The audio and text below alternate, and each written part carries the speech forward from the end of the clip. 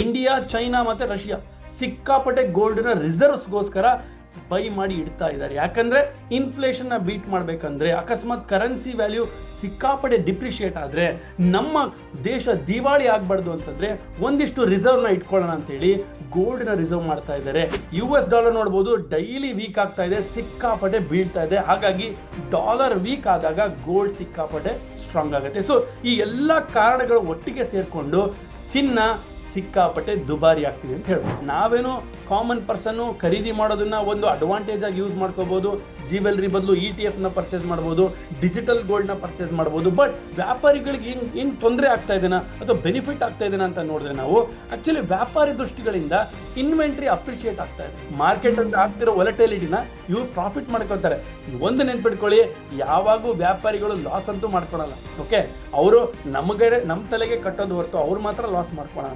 Is this the right time to invest on gold? Right time wrong time ಅಂತ ಇಲ್ಲ. Gold ಅಲ್ಲಿ invest ಮಾಡುವಾಗ ಗೋಲ್ಡ್ನ ಯಾವಾಗಲೂ ನಾವು ಲಾಂಗ್ ಟರ್ಮ್ ಅಸೆಟ್, ಒಂದು ಸೇಫ್ಟಿ ಅಸೆಟ್ ಅಂತ ಅನ್ಕೊಂಡು ಹೂಡಿಕೆ ಮಾಡಬೇಕು ಹೊರತು ನಾನು ಕರೆಕ್ಟಾಗಿ ಟೈಮ್ ಮಾಡೇ ಹೂಡಿಕೆ ಮಾಡ್ತೀನಿ ಅನ್ನೋದು ಕಷ್ಟ. ಈ ಎಂಟೈರ್ ಇಯರ್ ಅಲ್ಲಿ ಯಾವ ಮಂತ್ ಅಲ್ಲಿ ಸ್ವಲ್ಪ ಗೋಲ್ಡ್ ರೇಟ್ ಕಡಿಮೆ ಆಗಬಹುದು ನಿಮ್ಮ ಪ್ರಕಾರ? ಫೆಡರಲ್ ಪಾಲಿಸಿನ ವಾಚ್ ಮಾಡ್ತಾ ಇರಬೇಕು, ಫೆಡರಲ್ ಪಾಲಿಸಿ ನ್ಯೂಸ್ನ ನೋಡ್ತಾ ಇರಬೇಕು. ಯಾವ ಮಂತ್ ಫೆಡರಲ್ ಪಾಲಿಸಿನಲ್ಲಿ ರೇಟ್ ಕಟ್ ಮಾಡೋದಿಲ್ಲ ಆವಾಗ ಏನಾಗುತ್ತೆ, ಗೋಲ್ಡ್ ಅಲ್ಲಿ ಡಿಪ್ರಿಸಿಯೇಷನ್ ಕಾಣುತ್ತೆ. ಅವಾಗ ಡಾಲರ್ ಸ್ಟ್ರಾಂಗ್ ಆಗುತ್ತೆ, ನಮ್ಮ ಗೋಲ್ಡ್ ಕೆಳಗಡೆ ಬೀಳುತ್ತೆ. ಎಷ್ಟು ಜಾಸ್ತಿ ಆಗಬಹುದು ಬೆಳ್ಳಿ ರೇಟ್? ಸಿಕ್ಕಾಪಟ್ಟೆ ಜಾಸ್ತಿ ಆಗ್ಬೋದು. ಬಿಕಾಸ್ ಎಷ್ಟು ಡಿಮ್ಯಾಂಡ್ ಇದೆ ಸಿಲ್ವರ್ಗೆ ಅಂತಂದ್ರೆ ಜಗತ್ತಿನಾದ್ಯಂತ ಸರಬರಾಜು ಮಾಡಕ್ಕೆ ಯಾರು ಇಲ್ಲೇ ಇಲ್ಲ. ಹೊಸ ಮೈನಿಂಗ್ ಪ್ರಾಜೆಕ್ಟ್ಸ್ಗಳನ್ನು ಹುಡುಕ್ತಾ ಇದ್ದಾರೆ, ಮೈನಿಂಗ್ ಸೆಂಟರ್ಸ್ಗಳನ್ನು ಹುಡುಕ್ತಾ ಇದ್ದಾರೆ, ಸಿಗ್ತಾನೆ ಇಲ್ಲ. ಅಷ್ಟು ಸ್ಕೇರ್ಸಿಟಿ ಇದೆ ಸಿಲ್ವರ್ಗೆ. Majority of the silver comes from China. ಚೈನಾದಲ್ಲಿ ಸಿಕ್ಕಾಪಟ್ಟೆ ಮೈನಿಂಗ್ ಇದೆ, ಚೈನಾದಲ್ಲಿ ಸಿಕ್ಕಾಪಟ್ಟೆ ಸಿಲ್ವರ್ ಪ್ರೊಡಕ್ಷನ್ ಇದೆ. ಸೊ ಚೈನಾ ಅವ್ರು ಏನ್ ಮಾಡ್ತಾ ಇದ್ದಾರೆ, ಕಟ್ ಮಾಡ್ತಾ ಇದ್ದಾರೆ. ಚೈನಾ ಒಂದು ಪ್ಲಾನ್ ಮಾಡ್ಕೊಂಡಿದ್ದಾರೆ, ಸಡನ್ ಆಗಿ ಓಪನ್ ಮಾಡ್ಬಿಡೋದು, ಮತ್ತೆ ಸಿಲ್ವರ್ನ ಬಿಟ್ಟು ಬಿಡೋದು ಎಲ್ಲ ಕಡೆ. ಆವಾಗ ಏನಾಗುತ್ತೆ, ಸಡನ್ ಆಗಿ ಸಿಲ್ವರ್ ಪ್ರೈಸ್ ಕ್ರಾಶ್ ಆಗುತ್ತೆ. ಗೋಲ್ಡ್ ವೆಲ್ತ್ ಪ್ರೊಟೆಕ್ಟರ್, ಇದು ವೆಲ್ತ್ ಕ್ರಿಯೇಟರ್ ಅಲ್ಲ, ವೆಲ್ತ್ ಪ್ರೊಟೆಕ್ಟರ್. ಏನೋ ಕಷ್ಟ ಕಾಲದಲ್ಲಿ, ಕಷ್ಟ ಸಮಯದಲ್ಲಿ, ಸಂಕಟ ಬಂದಾಗ ವೆಂಕಟರಮಣ ಅಂತ ಹೇಳ್ತೀವಲ್ವ, ಆ ತರ ಕಷ್ಟ ಬಂದಾಗ ಗೋಲ್ಡ್ ನಮ್ಮ ಕೈ ಹಿಡಿಯುತ್ತೆ ಅಂತ. ಚಿನ್ನ ಇದ್ರೆ ಚೆನ್ನ, ಸೊ ಎಲ್ರಿಗೂ ಗೊತ್ತು. ಆದ್ರೆ ಈಗ ಚಿನ್ನ ಖರೀದಿ ಮಾಡ್ಬೇಕು ಅಂದ್ರೆ ಪರ್ಸು ಬ್ಯಾಗ್ ಅಲ್ಲಿ ದುಡ್ಡು ತಗೊಂಡ್ ಹೋದ್ರೆ ಸಾಕಾಗೋದಿಲ್ಲ, ಚೀಲದಲ್ಲೇ ಹಿಡ್ಕೊಂಡು ಹೋಗ್ಬೇಕು. ಯಾಕಂದ್ರೆ ಆಲ್ರೆಡಿ 10 ಗ್ರಾಮ್ ಚಿನ್ನಕ್ಕೆ ಆಲ್ಮೋಸ್ಟ್ 1,30,30,000 ಹತ್ರ ಬರ್ತಾ ಇದೆ. ಯಾಕೆ ಇಷ್ಟು ಚಿನ್ನದ ಬೆಲೆ ಏರಿಕೆ ಆಗ್ತಾ ಇದೆ? ಈ ಟೈಮ್ ಅಲ್ಲಿ ಚಿನ್ನದ ಮೇಲೆ ಇನ್ವೆಸ್ಟ್ ಮಾಡ್ಬೇಕಾ ಬೇಡವಾ? ಈ ತರದ ಹಲವು ಪ್ರಶ್ನೆಗಳು ನಮ್ಮಲ್ಲಿದೆ. ಈ ಎಲ್ಲ ಪ್ರಶ್ನೆಗಳಿಗೆ ಉತ್ತರವನ್ನ ಕೊಡೋದಕ್ಕೆ ಒಬ್ರು ರೈಟ್ ಪರ್ಸನ್ ಇವತ್ತು ನನ್ನ ಜೊತೆಗಿದ್ದಾರೆ. ಮಿಸ್ಟರ್ ಪವನ್ ಜೋಶಿ ಅವರು ಉದ್ಯಮಿ, ಫಿನಾನ್ಸ್ ಮೆಂಟರ್, ಟ್ರೇಡರ್, ಸ್ಪೀಕರ್, ಹಾಗೇನೆ ಸಿಂಗಾಪುರ್ ಅಲ್ಲಿರುವಂತಹ ಕನ್ನಡ ಯೂನಿಯನ್ ನ ಸೆಕ್ರೆಟರಿ ಕೂಡ. ಪವನ್ ಜೋಶಿ ಅವರೇ, ನನ್ನ ಪಾಡ್ಕಾಸ್ಟ್ ಗೆ welcome. Thank you so much Pavitra ಅವರೇ, ನಮಸ್ಕಾರ. ಸೊ ಫಸ್ಟ್ ಆಫ್ ಆಲ್, ಇಷ್ಟೊಂದು ಚಿನ್ನದ ಬೆಲೆಯಲ್ಲಿ ಭಾರಿ ಏರಿಕೆ ಆಗಿರೋದಕ್ಕೆ ಕಾರಣ ಏನು ಸರ್? ಸಿಕ್ಕಾಪಟ್ಟೆ ಏರಿಕೆ ಆಗ್ತಾ ಇದೆ, ಸಿಕ್ಕಾಪಟ್ಟೆ ಡಿಮ್ಯಾಂಡ್ ಇದೆ. ಅಫ್ಕೋರ್ಸ್ ಇದಕ್ಕೆ ಮಲ್ಟಿಪಲ್ ರೀಸನ್ಸ್ಗಳಿದೆ, ಸುಮಾರು ರೀಸನ್ಗಳು ಸೇರ್ಕೊಂಡು ಇಷ್ಟು ಒಂದು ಬುಲ್ಲಿಶ್ ನೇಚರ್ ಬಂದಿದೆ ಒಂದು ಗೋಲ್ಡ್ಗೆ ಅಂತಾನೆ ಹೇಳ್ಬೋದು. ಚಿನ್ನ ಅಫ್ಕೋರ್ಸ್ ಸಿಕ್ಕಾಪಟ್ಟೆ ದುಬಾರಿ ಆಗಿದೆ, ಆದ್ರೂ ಕೂಡ ಖರೀದಿ ಮಾಡೋರೇನು ಕಮ್ಮಿ ಆಗಿಲ್ಲ. ಓಕೆ, ಮುಖ್ಯ ಕಾರಣಗಳೇನು ಅಂತ ನೋಡ್ತಾ ಹೋಗೋಣ. ಒಂದು 5-6 ಕಾರಣಗಳಿದೆ. ಮೊದಲನೇದಾಗಿ ಲಿಮಿಟೆಡ್ ಸಪ್ಲೈ ಇದೆ. ಅಂದ್ರೆ ಡಿಮ್ಯಾಂಡ್ ಜಾಸ್ತಿ ಆಗ್ತಾ ಇದೆ, ಬಟ್ ಸಪ್ಲೈ ಅಷ್ಟೇ ಇದೆ. ಸರಬರಾಜು ಕಮ್ಮಿ ಇದೆ, ಬಟ್ ಡಿಮ್ಯಾಂಡ್ ಸಿಕ್ಕಾಪಟ್ಟೆ ಜಾಸ್ತಿ ಆಗ್ತಾ ಇದೆ. When demand and supply match ಆಗೋದಿಲ್ಲ, ಆವಾಗ ಏನಾಗುತ್ತೆ, ಪ್ರೈಸ್ ಕೂಡ ಏರಿಕ್ತಾ ಹೋಗುತ್ತೆ. So that is first. Second ಏನಾಗುತ್ತೆ ಅಂತಂದ್ರೆ, ಸೆಂಟ್ರಲ್ ಬ್ಯಾಂಕ್ಸ್, ಎಲ್ಲಾ ಕಂಟ್ರಿಗಳ ಸೆಂಟ್ರಲ್ ಬ್ಯಾಂಕ್ಸ್ ಏನ್ ಮಾಡ್ತಾ ಇದ್ದಾರೆ, ಗೋಲ್ಡ್ ನ ಸೇಫ್ ಅಸೆಟ್ ಆಗಿ ಬೈ ಮಾಡಿ ಪರ್ಚೇಸ್ ಮಾಡಿ ಇಟ್ಕೋತಾ ಇದ್ದಾರೆ. Especially China. ಇಂಡಿಯಾ ಏನ್ ಕಮ್ಮಿ ಇಲ್ಲ, ನಮ್ಮ RBI ಕೂಡ ಏನ್ ಕಮ್ಮಿ ಇಲ್ಲ. ಇಂಡಿಯಾ, ಚೈನಾ ಮತ್ತೆ ರಷ್ಯಾ ಸಿಕ್ಕಾಪಟ್ಟೆ ಗೋಲ್ಡ್ನ ರಿಸರ್ವ್ಸ್ಗೋಸ್ಕರ ಬೈ ಮಾಡಿ ಇಡ್ತಾ ಇದ್ದಾರೆ. ಯಾಕಂದ್ರೆ ಇನ್ಫ್ಲೇಷನ್ ನ ಬೀಟ್ ಮಾಡ್ಬೇಕಂದ್ರೆ, ಅಕಸ್ಮಾತ್ ಕರೆನ್ಸಿ ವ್ಯಾಲ್ಯೂ ಸಿಕ್ಕಾಪಟ್ಟೆ ಡಿಪ್ರಿಷಿಯೇಟ್ ಆದ್ರೆ ನಮ್ಮ ದೇಶ ದಿವಾಳಿ ಆಗ್ಬಾರ್ದು ಅಂತಂದ್ರೆ ಒಂದಿಷ್ಟು ರಿಸರ್ವ್ನ ಇಟ್ಕೊಳ್ಳೋಣ ಅಂತೇಳಿ ಗೋಲ್ಡ್ನ ರಿಸರ್ವ್ ಮಾಡ್ತಾ ಇದ್ದಾರೆ. ಸೊ ಅಗ್ರೆಸಿವ್ ಆಗಿ ಮಾಡ್ತಾ ಇದ್ದಾರೆ. ಯಾಕೆ ಮಾಡ್ತಾ ಇದ್ದಾರೆ ಅಂತಂದ್ರೆ ನಿಮ್ಗೆ ಗೊತ್ತಿದೆ. ಯಾಕೆ ಅಂತಂದ್ರೆ ನಾನಾ ಕಾರಣಗಳಿದೆ. ಮೊದಲನೇದಾಗಿ ಈ ಟ್ರಂಪ್ ಬಂದ ಮೇಲೆ ದಿನಕ್ಕೊಂದು ಹೊಸ ಪಾಲಿಸಿ ಬರ್ತಾ ಇದೆ. ಹಾಗಾಗಿ ಎಲ್ಲರೂ ಎಚ್ಚೆತ್ಕೊಳ್ತಾ ಇದ್ದಾರೆ. ಒಂದು ಸೆಂಟ್ರಲ್ ಬ್ಯಾಂಕಿಂದ ಡಿಮ್ಯಾಂಡ್ ಜಾಸ್ತಿ ಆಗ್ತಾ ಇದೆ, ಎಲ್ಲರೂ ಪರ್ಚೇಸ್ ಮಾಡಿ ಇಡ್ತಾ ಇದ್ದಾರೆ. ಇದು 2ನೇ ಕಾರಣ. 3ನೇ ಕಾರಣ ಅಂತಂದ್ರೆ ಇನ್ಫ್ಲೇಷನ್. ನಿಮಗೆ ಗೊತ್ತಿದೆ, ಹಿಂದಿನ ವರ್ಷ ನನ್ನ ಹತ್ರ ₹100 ಇತ್ತು ಅಂತಂದ್ರೆ ಏನು ನಾನು ಖರೀದಿ ಮಾಡ್ಬೋದಿತ್ತೋ ಅದೇ ₹100 ಇವತ್ತು ನನ್ನ ಹತ್ರ ಇದ್ರೆ ಅದೇ ಥಿಂಗ್ಸ್ ನಾನು ಇವತ್ತು ಖರೀದಿ ಮಾಡೋಕ್ಕಾಗಲ್ಲ. ಯಾಕೆ ಅಂತಂದ್ರೆ ಹಣದುಬ್ಬರ. ಇನ್ಫ್ಲೇಷನ್ ಅಂತಂದ್ರೇನು? ಹಣದುಬ್ಬರ. ಪ್ರತಿಯೊಂದು ಬೆಲೆ ಜಾಸ್ತಿ ಆಗ್ತಾ ಇದೆ. ಈ ಇನ್ಫ್ಲೇಷನ್ನ ಬೀಟ್ ಮಾಡಬೇಕಪ್ಪ ಅಂತಂದ್ರೆ gold is A strong hedging point ಅಂತ ಹೇಳ್ತೀವಿ. ಹಾಗಾಗಿ ಗೋಲ್ಡ್ ಖರೀದಿ ಆಗ್ತಾ ಇದೆ. ಮೇನ್ ಇಂಪಾರ್ಟೆಂಟ್ ಪಾಯಿಂಟ್ ಇದೆ, ನೀವು ತಿಳ್ಕೊಳ್ಳೇಬೇಕಾಗಿರೋದು ಏನಂದ್ರೆ ವಾರ್ ಅಂಡ್ ಕ್ರೈಸಿಸ್. ಯಾವುದೇ ಒಂದು ವಾರ್ ಸುದ್ದಿ ಬರಲಿ, ಕೆಟ್ಟ ನ್ಯೂಸ್ ಬರಲಿ, ಏನೇ ಒಂದು ತಪ್ಪುಗಳಾಗಲಿ, ಇಡೀ ಜಗತ್ತಿನಲ್ಲಿ ಏನೇ ತೊಂದರೆಗಳಾದರೂ ಗೋಲ್ಡ್ ಮೇಲೆ ಡೈರೆಕ್ಟ್ ಆಗಿ ಪರಿಣಾಮ ಬೀಳುತ್ತೆ. ಅವಾಗ ಏನಾಗುತ್ತೆ, ಎಲ್ಲರೂ ಏನು ಮಾಡ್ತಾರೆ, ಬೇರೆ ರೀತಿಯ ಹೂಡಿಕೆಗಳಿಂದ ದುಡ್ಡನ್ನ ತೆಗಿತಾರೆ, ಇನ್ವೆಸ್ಟ್ಮೆಂಟ್ಸ್ಗಳಿಂದ ದುಡ್ಡನ್ನ ತೆಗಿತಾರೆ, ಈಕ್ವಿಟಿಯಿಂದ ದುಡ್ಡನ್ನ ತೆಗಿತಾರೆ, ಇನ್ಶೂರೆನ್ಸ್ ಪಾಲಿಸಿಯಿಂದ ದುಡ್ಡನ್ನ ತೆಗಿತಾರೆ, ಮ್ಯೂಚುವಲ್ ಫಂಡಿನ ದುಡ್ಡನ್ನ ತೆಗಿತಾರೆ, ಹೆದರ್ಕೊಂಡು ಬಿಡ್ತಾರೆ. ಆ ದುಡ್ಡನ್ನ ತಗೊಂಡು ಬಂದ್ಬಿಟ್ಟು ಗೋಲ್ಡ್ ಅಲ್ಲಿ ಹೂಡಿಕೆ ಮಾಡ್ತಾರೆ. ಹಾಗಾಗಿ ಗೋಲ್ಡ್ ಇನ್ನ ಮೇಲ್ಗಡೆ ಹೋಗುತ್ತೆ. ನಿಮ್ಗೆ ಗೊತ್ತಿರ್ಬೋದು, ಜಗತ್ತಿನಲ್ಲಿ ಗುಡ್ ನ್ಯೂಸ್ ಬರುತ್ತೋ ಇಲ್ಲೋ ಗೊತ್ತಿಲ್ಲ, ಡೈಲಿ ಒಂದು ಬ್ಯಾಡ್ ನ್ಯೂಸ್ ಅಂತೂ ಬರುತ್ತೆ ಅಲ್ವಾ. ಬ್ಯಾಡ್ ನ್ಯೂಸ್ ಎಷ್ಟು ಬರುತ್ತೋ ಗೋಲ್ಡ್ಗೆ ಅದೇನಂದ್ರೆ ಒಂದು ಕಡ್ಡಿ ಕೀರಿ ಬೆಂಕಿ ಹಚ್ಚುತ್ತಾರೆ, ಅಷ್ಟು ತರ ಅದು ಡೀಸೆಲ್ ಹತ್ತು ಉರಿಯುತ್ತೆ. ಇನ್ನೊಂದು ಡಾಲರ್ ಮೂವ್ಮೆಂಟ್. US ಡಾಲರ್ ನೋಡ್ಬೋದು, ಡೈಲಿ ವೀಕ್ ಆಗ್ತಾ ಇದೆ, ಸಿಕ್ಕಾಪಟ್ಟೆ ಬೀಳ್ತಾ ಇದೆ. ಹಾಗಾಗಿ ಡಾಲರ್ ವೀಕ್ ಆದಾಗ ಗೋಲ್ಡ್ ಸಿಕ್ಕಾಪಟ್ಟೆ ಸ್ಟ್ರಾಂಗ್ ಆಗುತ್ತೆ. ಸೊ ಈ ಎಲ್ಲ ಕಾರಣಗಳು ಒಟ್ಟಿಗೆ ಸೇರ್ಕೊಂಡು ಚಿನ್ನ ಸಿಕ್ಕಾಪಟ್ಟೆ ದುಬಾರಿ ಆಗ್ತಿದೆ ಅಂತ ಹೇಳ್ಬೋದು. ಸೊ ಇವಾಗ ನೀವ್ ಹೇಳಿದ್ರಿ ಎಲ್ಲಾ ದೇಶಗಳು ಕೂಡ ಚಿನ್ನದ ಮೇಲೆ ಇನ್ನು ಹೂಡಿಕೆ ಮಾಡ್ತಾರೆ, ಚಿನ್ನವನ್ನ ಸ್ಟೋರ್ ಮಾಡಿ ಇಟ್ಕೋತಾರೆ ಅಂತ. ಏನ್ ಲಾಭ? ಇವಾಗ ಜನಕ್ಕೆ ಒಂದ್ ಕಡೆ ತುಂಬಾ ಕಾಸ್ಟ್ಲಿ ಆಗ್ತಾ ಇದೆ ರೇಟು ಅನ್ನುವಂತ ಒಂದು ಆತಂಕ ಇದ್ರೆ, ದೇಶ ಮುಂದೇನೋ ಆಗುತ್ತೆ ಅನ್ನೋ ಕಾರಣಕ್ಕೆ ಈಗ ಚಿನ್ನವನ್ನ ಸ್ಟೋರ್ ಮಾಡಿ ಇಟ್ಕೊಳ್ಳೋದ್ರಿಂದ ದೇಶಕ್ಕೆ ಆಗುವ ಲಾಭ ಏನು? ಖಂಡಿತ. ಸೊ ಏನಂತಂದ್ರೆ, ಈಗ ಒಂದು ಇನ್ಫ್ಲೇಷನ್ ನ ಬೀಟ್ ಮಾಡ್ಬೇಕಪ್ಪ ಅಂತಂದ್ರೆ ನಮಗೆ ಈ ರೀತಿಯ ಒಂದು ಸೇಫ್ ಗಾರ್ಡ್ಸ್ ಬೇಕೇ ಬೇಕಾಗತ್ತೆ. ಫಾರ್ ಎಕ್ಸಾಂಪಲ್, ಕಂಟ್ರೀಸ್ ಏನಕ್ಕೆ ಒಂದು ಗೋಲ್ಡನ್ ಪರ್ಚೇಸ್ ಮಾಡ್ತಾರೆ ಅಂದ್ರೆ ಇದೊಂದು ಸ್ಟ್ರಾಟಜಿಕ್ ಡಿಸಿಷನ್. ಈ ಡಾಲರ್ನ ಡಾಮಿನೆನ್ಸ್ ಕಡಿಮೆ ಮಾಡೋಕ್ಕೋಸ್ಕರ ಈಗ ಏನಾಗ್ತಿದೆ, ನಮ್ಮ ಕರೆನ್ಸಿ ಜೊತೆಗೆ ಯಾವಾಗಲೂ ನಾವು US ಡಾಲರ್ ಜೊತೆಗೆ ಅಳಿತಾ ಹೋಗ್ತೀವಿ. US ಡಾಲರ್ ವ್ಯಾಲ್ಯೂ ಡಿಪ್ರಿಷಿಯೇಟ್ ಆದ್ರೆ ನಮ್ಮ ಕರೆನ್ಸಿ ವ್ಯಾಲ್ಯೂ ಆಟೋಮೆಟಿಕಲಿ ಅಪ್ಸೈಡ್ ಹೋಗುತ್ತೆ. ಸೊ ಹಾಗಾಗಿ ಏನ್ ಮಾಡ್ತಾರೆ, ಗೋಲ್ಡ್ನ ರಿಸರ್ವ್ಸ್ನ ಜಾಸ್ತಿ ಮಾಡಿದಷ್ಟು ಡಾಲರ್ ಎಕ್ಸ್ಚೇಂಜ್ ಆಗುತ್ತೆ. ಅದು ಗೋಲ್ಡ್ನ ಪರ್ಚೇಸ್ ಮಾಡ್ಬೇಕಾದ್ರೆ ನಾವೇನ್ ಮಾಡ್ತೀವಿ, ಡಾಲರ್ನ ಸೆಲ್ ಮಾಡ್ತೀವಿ, ಗೋಲ್ಡ್ನ ಪರ್ಚೇಸ್ ಮಾಡ್ತೀವಿ. ಅವಾಗ ಏನಾಗುತ್ತೆ, ಡಾಲರ್ ಮಾರ್ಕೆಟ್ ಅಲ್ಲಿ ಜಾಸ್ತಿ ಬೆಳೀತಾ ಹೋಗುತ್ತೆ, ಅಂದ್ರೆ ಜಾಸ್ತಿ ವಹಿವಾಟ್ ಆಗುತ್ತೆ. ಜಾಸ್ತಿ ವಹಿವಾಟ್ ಆಗಿ ಡಿಮ್ಯಾಂಡ್ ಜಾಸ್ತಿ ಆಗಿ ಸಪ್ಲೈ ಜಾಸ್ತಿ ಆದಾಗ ಗೋಲ್ಡಿನ ವ್ಯಾಲ್ಯೂ ಈ ಕಡೆ ಬರುತ್ತೆ, ಡಾಲರ್ ವ್ಯಾಲ್ಯೂ ಕಮ್ಮಿ ಆಗುತ್ತೆ, ಕುಗ್ತಾ ಹೋಗುತ್ತೆ. ಆ ಡಿಪ್ರಿಸಿಯೇಷನ್ ಮಾಡೋಕ್ಕೋಸ್ಕರ ಈ ಮೆಥಡಾಲಜಿನ ಎಲ್ಲಾ ಕಂಟ್ರೀಸ್ಗಳು ಪಾಲಿಸ್ತಾರೆ. So it is definitely to do currency credibility increase ಮಾಡೋಕ್ಕೋಸ್ಕರ. ಇನ್ನೊಂದು ಸ್ಯಾಂಕ್ಷನ್ಸ್ಗಳು, ರಿಸ್ಕ್ ಹೆಡ್ಜ್. ಫಾರ್ ಎಕ್ಸಾಂಪಲ್ ನೋಡಿ, ಟ್ರಂಪ್ ಬಂದ್ರು, ಎಲೆಕ್ಟ್ ಆದ್ರು, ಸಡನ್ ಆಗಿ ಒಂದು ಹೊಸದಾಗಿ ಒಂದು ಕಾಯ್ದೆನ ತರ್ತಾರೆ, ಎಲ್ಲರ ಮೇಲೂ ಟ್ಯಾಕ್ಸ್ ಹಾಕಕ್ ಸ್ಟಾರ್ಟ್ ಮಾಡ್ತಾರೆ.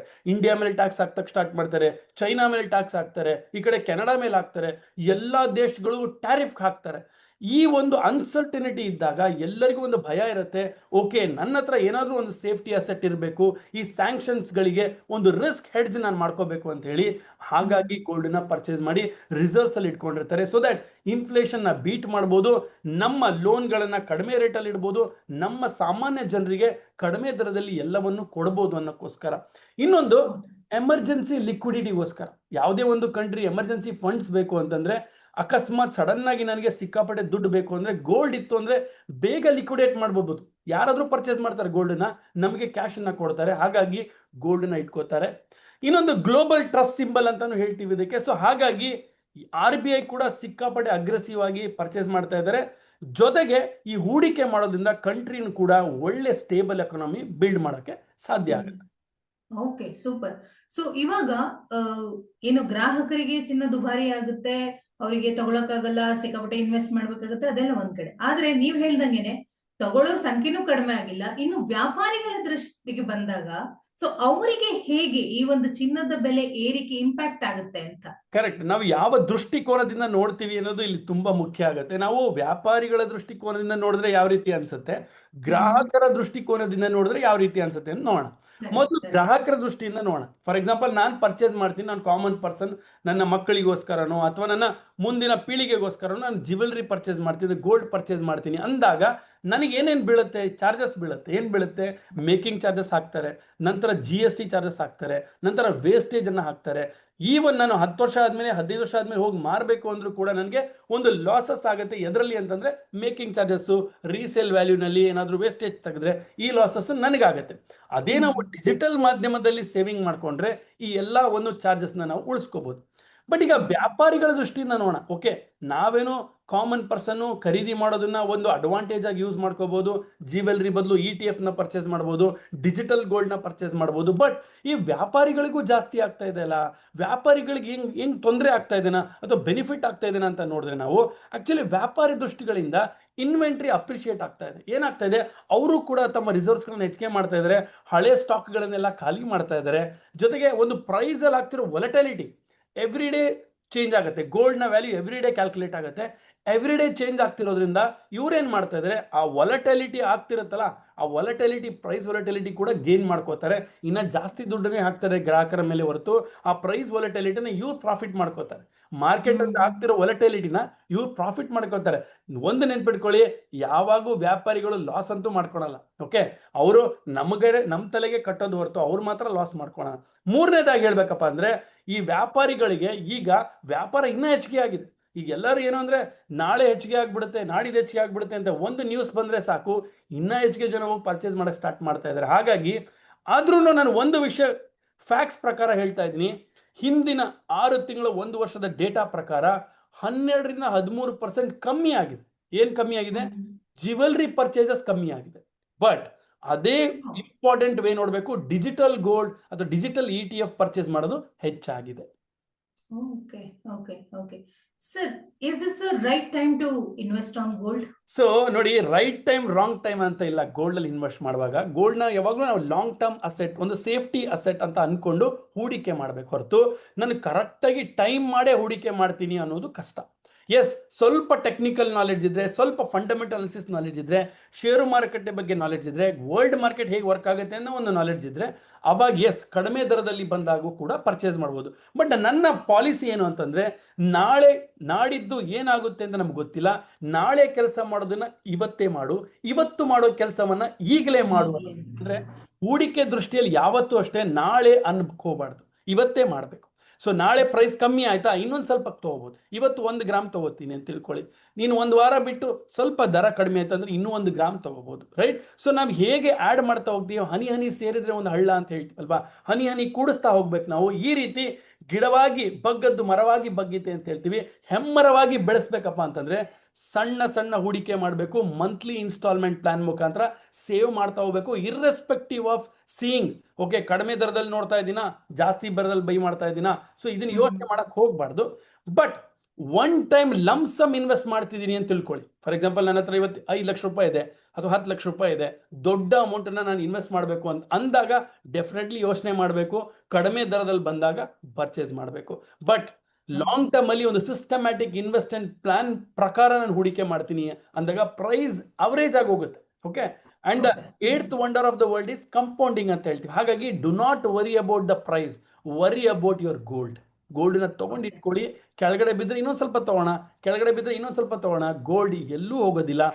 ತಲೆತರಾಂತಗಳಿಂದ ನೋಡ್ತಾ ಬಂದಿದ್ದೀವಿ, ಹಿಸ್ಟ್ರಿ ಆಫನ್ ರಿಪೀಟ್ಸ್ ಅಲ್ವಾ. It's A trust, emotional trust ಇರುತ್ತೆ ಗೋಲ್ಡ್ ಮೇಲೆ, ಒಂದು ಸೇಫ್ಟಿ ಅಸೆಟ್. ಸೊ ಹಾಗಾಗಿ ಹೂಡಿಕೆ ಮಾಡ್ಬೇಕಾದ್ರೆ 2 ಯೋಚನೆ ಮಾಡೋ ನೆಸೆಸಿಟಿ ಇಲ್ಲ. ದೊಡ್ಡ ಬಂಡವಾಳ ಹೂಡಿಕೆ ಮಾಡ್ಬೇಕಾದ್ರೆ ಮಾತ್ರ ಸ್ವಲ್ಪ ಡಿಪ್ಪಲ್ಲಿ ತಗೊಳ್ಳೋದು ಉತ್ತಮ. Okay, super.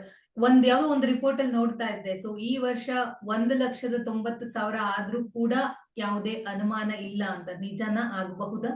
ಆಗ್ಬೋದು, ಖಂಡಿತ ಆಗ್ಬೋದು. ಯಾಕೆ ಅಂತಂದ್ರೆ ನೋಡಿ, ವೆನೆನ್ಜುಯೆಲಾ ಮತ್ತೆ US ನಡುವೆ ಕ್ರೈಸಿಸ್ ನಡೀತಾ ಇದೆ, ರೈಟ್?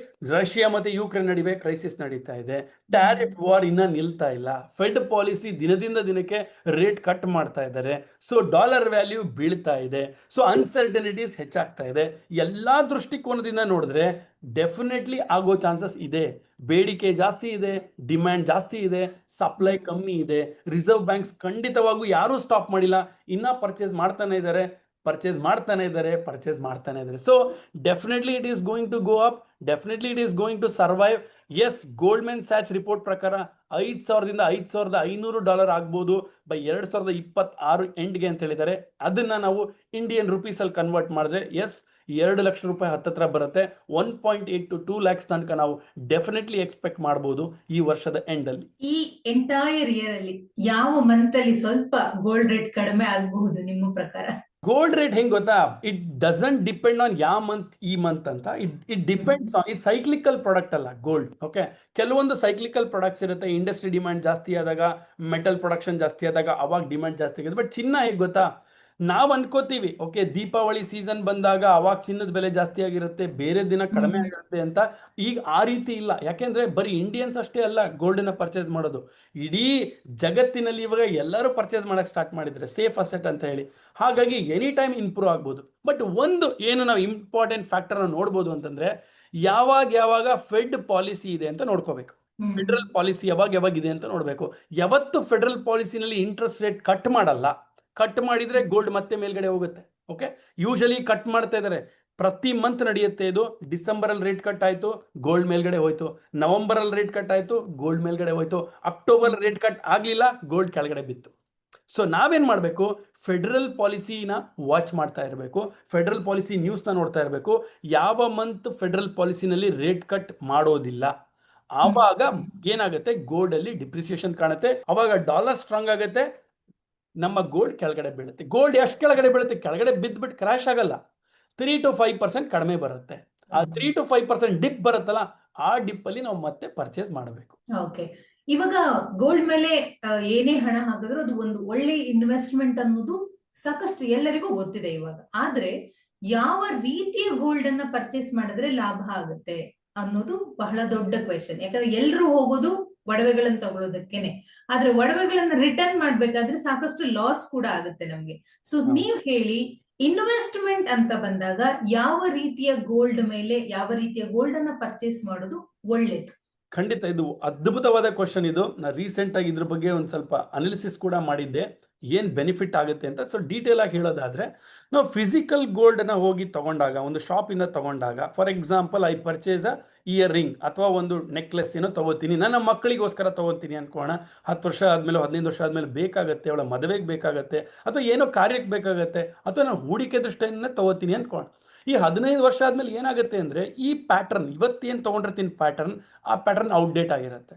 ಸೊ ನಾನೇನು ಮಾಡಬೇಕು, ಅವತ್ತು ನನ್ನ ಮಗಳಿಗೆ ಕೊಡಬೇಕು ಅಥವಾ ಯಾರಿಗಾರು ಅದನ್ನು ಕೊಡಬೇಕು ಅಂದರೆ ಕೊಡೋಕ್ಕಾಗೋದಿಲ್ಲ. ಅವಾಗ ನಾನೇನು ಮಾಡಬೇಕು, ಇದು ಮತ್ತೆ ಹೋಗಿ ಹಾಕಬೇಕು, ಮತ್ತೆ ವೇಸ್ಟೇಜ್ ಅಂತ ಚಾರ್ಜಸ್ ಹಾಕ್ತಾರೆ, ಮತ್ತೆ ಮೇಕಿಂಗ್ ಚಾರ್ಜಸ್ ಹಾಕ್ತಾರೆ, ಅಲ್ಲಿ ನನಗೆ ಲಾಸ್ ಆಗುತ್ತೆ. ಎರಡನೇ ಲಾಸ್ ಏನಪ್ಪ ಅಂತಂದರೆ, ಫಸ್ಟ್ ನಾನು ತೊಗೊಳ್ಬೇಕಾದ್ರೆ ಒಂದು GST ಕಟ್ಟಿರ್ತೀನಿ, ನಂತರ ಅಲ್ಲಿ ಹೋಗಿ ಮಾರಬೇಕಾದ್ರೆ ಎಲ್ಲ ಬೇರೆ ಬೇರೆ ಥರದ ಲಾಸಸ್ ಕೂಡ ಆಗುತ್ತೆ, ವೇಸ್ಟೇಜ್ ಚಾರ್ಜಸ್ಸು ಅದೆಲ್ಲ ಇರುತ್ತೆ. ಸೊ ಇದನ್ನು ಅವಾಯ್ಡ್ ಮಾಡ್ಬೋದಾದ್ರೆ ಹೇಗೆ, ಮತ್ತೆ ಅವಾಯ್ಡ್ ಮಾಡೋದಾದ್ರೆ ಏನು ಮಾಡಬಹುದು, ಏನು ಪ್ರಾಬ್ಲಮ್ ಇದೆ, ಈ ಪ್ರಾಬ್ಲಮ್ನ ಹೇಗೆ ಸಾಲ್ವ್ ಮಾಡೋದು, ರೂಟ್ಗೆ ಹೋಗೋಣ. ರೂಟ್ ಏನು ಅಂತಂದರೆ, ಫಸ್ಟ್ ಆಫ್ ಆಲ್ ಗೋಲ್ಡನ್ನ ನಾವು ಈಗ ತಗೊಂಡು ಮನೇಲಿ ಇಟ್ಕೊಳ್ಳೋದು ಕಷ್ಟ ಆಗಿದೆ, ರೈಟ್? ಈಗ ಮನೇಲಿ ಇಟ್ಕೊಂಡ್ರೆ ಗೋಲ್ಡು ಯಾವಾಗ ಕಳ್ತನ ಆಗುತ್ತೋ ಗೊತ್ತಿಲ್ಲ. ಸರಿ, ಅದನ್ನ ನಾವು ಕಾಪಾಡ್ಕೋಬೇಕು, ಊರುಗಳನ್ನ ಹೋಗೋಕ್ಕಾಗೋದಿಲ್ಲ. ಸರಿ, ಹೋಗಿ ಬ್ಯಾಂಕಿನಲ್ಲಿ ಇಡೋಣ ಅಂದರೆ ಲಾಕರಲ್ಲಿ ಇಡ್ತೀವಿ, ಲಾಕರ್ ಚಾರ್ಜಸ್ ಕೂಡ ನಾನು ಕಟ್ಟಬೇಕು. ಲಾಕರ್ ಚಾರ್ಜಸ್ ಕಟ್ಟಿದ್ರು ಬ್ಯಾಂಕ್ ಅಕಸ್ಮಾತ್ ಏನೋ ಒಂದು ರಾಬರಿ ಆಯಿತು ಅಂತಂದರೆ, ಬ್ಯಾಂಕ್ ಅವರು ನಮಗೆ ಕೊಡೋದು 30 times ಆಫ್ ದ ನಾವು ಏನು ಫೀಸ್ ಕಟ್ಟಿರ್ತೀವಿ, ಆ 30 times ಕೊಡ್ತಾರಷ್ಟೇ. 10 ಲಕ್ಷದ ಗೋಲ್ಡ್ ಇಟ್ಟರೆ 10 ಲಕ್ಷ ಕೊಡಲ್ಲ ನಮಗೆ. 3,000 ರೂಪಾಯಿ ಲಾಕರ್ ಚಾರ್ಜಸ್ ಕಟ್ತಿದ್ವಿ ಅಂದರೆ 3,000 ರೂಪಾಯಿದು 30 times ನಮಗೆ ವಾಪಸ್ ಕೊಡ್ತಾರೆ ಹೊರತು ನಮ್ಗೆ 10 ಲಕ್ಷ ರೂಪಾಯಿದು ಗೋಲ್ಡ್ ಕೊಡಲ್ಲ. ಯಾಕಂದರೆ ನಾನು ಡಿಕ್ಲೇರ್ ಮಾಡಿರಲ್ಲ ನಾನು ಎಷ್ಟು ಗೋಲ್ಡ್ ಇಡ್ತಾ ಇದ್ದೀನಿ ಅಂತ. ಸೊ ಈ ಥರದ್ದೆಲ್ಲ ರಿಸ್ಕ್ ಇದೆ. ಈ ರಿಸ್ಕಿಂದ ಹೊರಗಡೆ ಬಂದು, ಇಲ್ಲ ನಾನು ವೆಲ್ತ್ ಕ್ರಿಯೇಟ್ ಮಾಡಬೇಕು, ಸೇಫ್ ಆಗಿರಬೇಕು, ನಾನು ಯಾವುದೇ ಊರಿಗೆ ಹೋದ್ರೂ ತೊಂದರೆ ಆಗಬಾರ್ದು, ಮತ್ತು ಅದರ ವ್ಯಾಲ್ಯೂ ಕೂಡ ಕಮ್ಮಿ ಆಗಬಾರ್ದು, ಮತ್ತು ಆ ಗೋಲ್ಡ್ ಮೇಲೆ ಕೂಡ ನಾನು ಲೋನ್ ತೊಗೋಬೋದು ಅಥವಾ ಬೇರೆ ರೀತಿಯ ಬೆನಿಫಿಟ್ಸ್ ನಾನು ಪಡ್ಕೋಬೋದು ಅಂತಂದರೆ, digital gold is the option. So digital ಗೋಲ್ಡ್ನ ಪರ್ಚೇಸ್ ಮಾಡಿ ನಮ್ಮ ಹತ್ರ ಇಟ್ಕೋಬೋದು. ಡಿಜಿಟಲ್ ಗೋಲ್ಡ್ ಪರ್ಚೇಸ್ ಮಾಡೋಕ್ಕೂ ಒಂದು ವೇ ಇದೆ. ಸೆಬಿ ರೀಸೆಂಟಾಗಿ ಒಂದು ಹೊರಡಿಸ್ತಾರೆ, ರೀಸೆಂಟಾಗಿ ಹೇಳ್ತಾರೆ, ಯಾವುದ್ಯಾವುದೋ ಆ್ಯಪ್ ಮುಖಾಂತರ ಹೋಗಿ ಪರ್ಚೇಸ್ ಮಾಡಬೇಡಿ, ಸೆಬಿ ರೆಗ್ಯುಲೇಟೆಡ್ ಆ್ಯಪ್ ಮುಖಾಂತರನೇ ಪರ್ಚೇಸ್ ಮಾಡಿ. ಒಂದು ಡಿಮ್ಯಾಟ್ ಅಕೌಂಟ್ ಓಪನ್ ಮಾಡಿ, SEBI regulated demat account, broker ಅಕೌಂಟ್ಗಳ ಮುಖಾಂತರ, ICICI ಆಗಿರ್ಬೋದು, HDFC ಆಗಿರ್ಬೋದು, ಝೀರೋದಾ ಆಗಿರ್ಬೋದು, ಈ ರೀತಿ ಬ್ರೋಕರ್ಗಳ ಹತ್ರ ಒಂದು ಡಿಮ್ಯಾಟ್ ಅಕೌಂಟ್ ಓಪನ್ ಮಾಡಿ, ಫ್ರೀಯಾಗಿ ಓಪನ್ ಮಾಡಿಕೊಡ್ತಾರೆ. ಫ್ರೀಯಾಗಿ ಓಪನ್ ಅಕೌಂಟ್ ಮಾಡಿಕೊಂಡು ಅದರಲ್ಲಿ ನಿಮ್ಮ ಡಿಮ್ಯಾಟ್ ಅಕೌಂಟಲ್ಲಿ ಪರ್ಚೇಸ್ ಮಾಡಿಟ್ಕೊಳ್ಳಿ. ನಿಮ್ಮ ಮಕ್ಕಳಿಗೆ ಕೂಡ ಪರ್ಚೇಸ್ ಮಾಡ್ಬೋದು, ನಿಮ್ಮ ಮಕ್ಕಳ ಹೆಸರಲ್ಲಿ ಪರ್ಚೇಸ್ ಮಾಡ್ಬೋದು, ಹೆಂಡತಿಯ ಹೆಸರಲ್ಲಿ ಪರ್ಚೇಸ್ ಮಾಡ್ಬೋದು, ನಮ್ಮ ಹೆಸರಲ್ಲಿ ಕೂಡ ಪರ್ಚೇಸ್ ಮಾಡ್ಬೋದು, ಇಟ್ಕೋಬೋದು.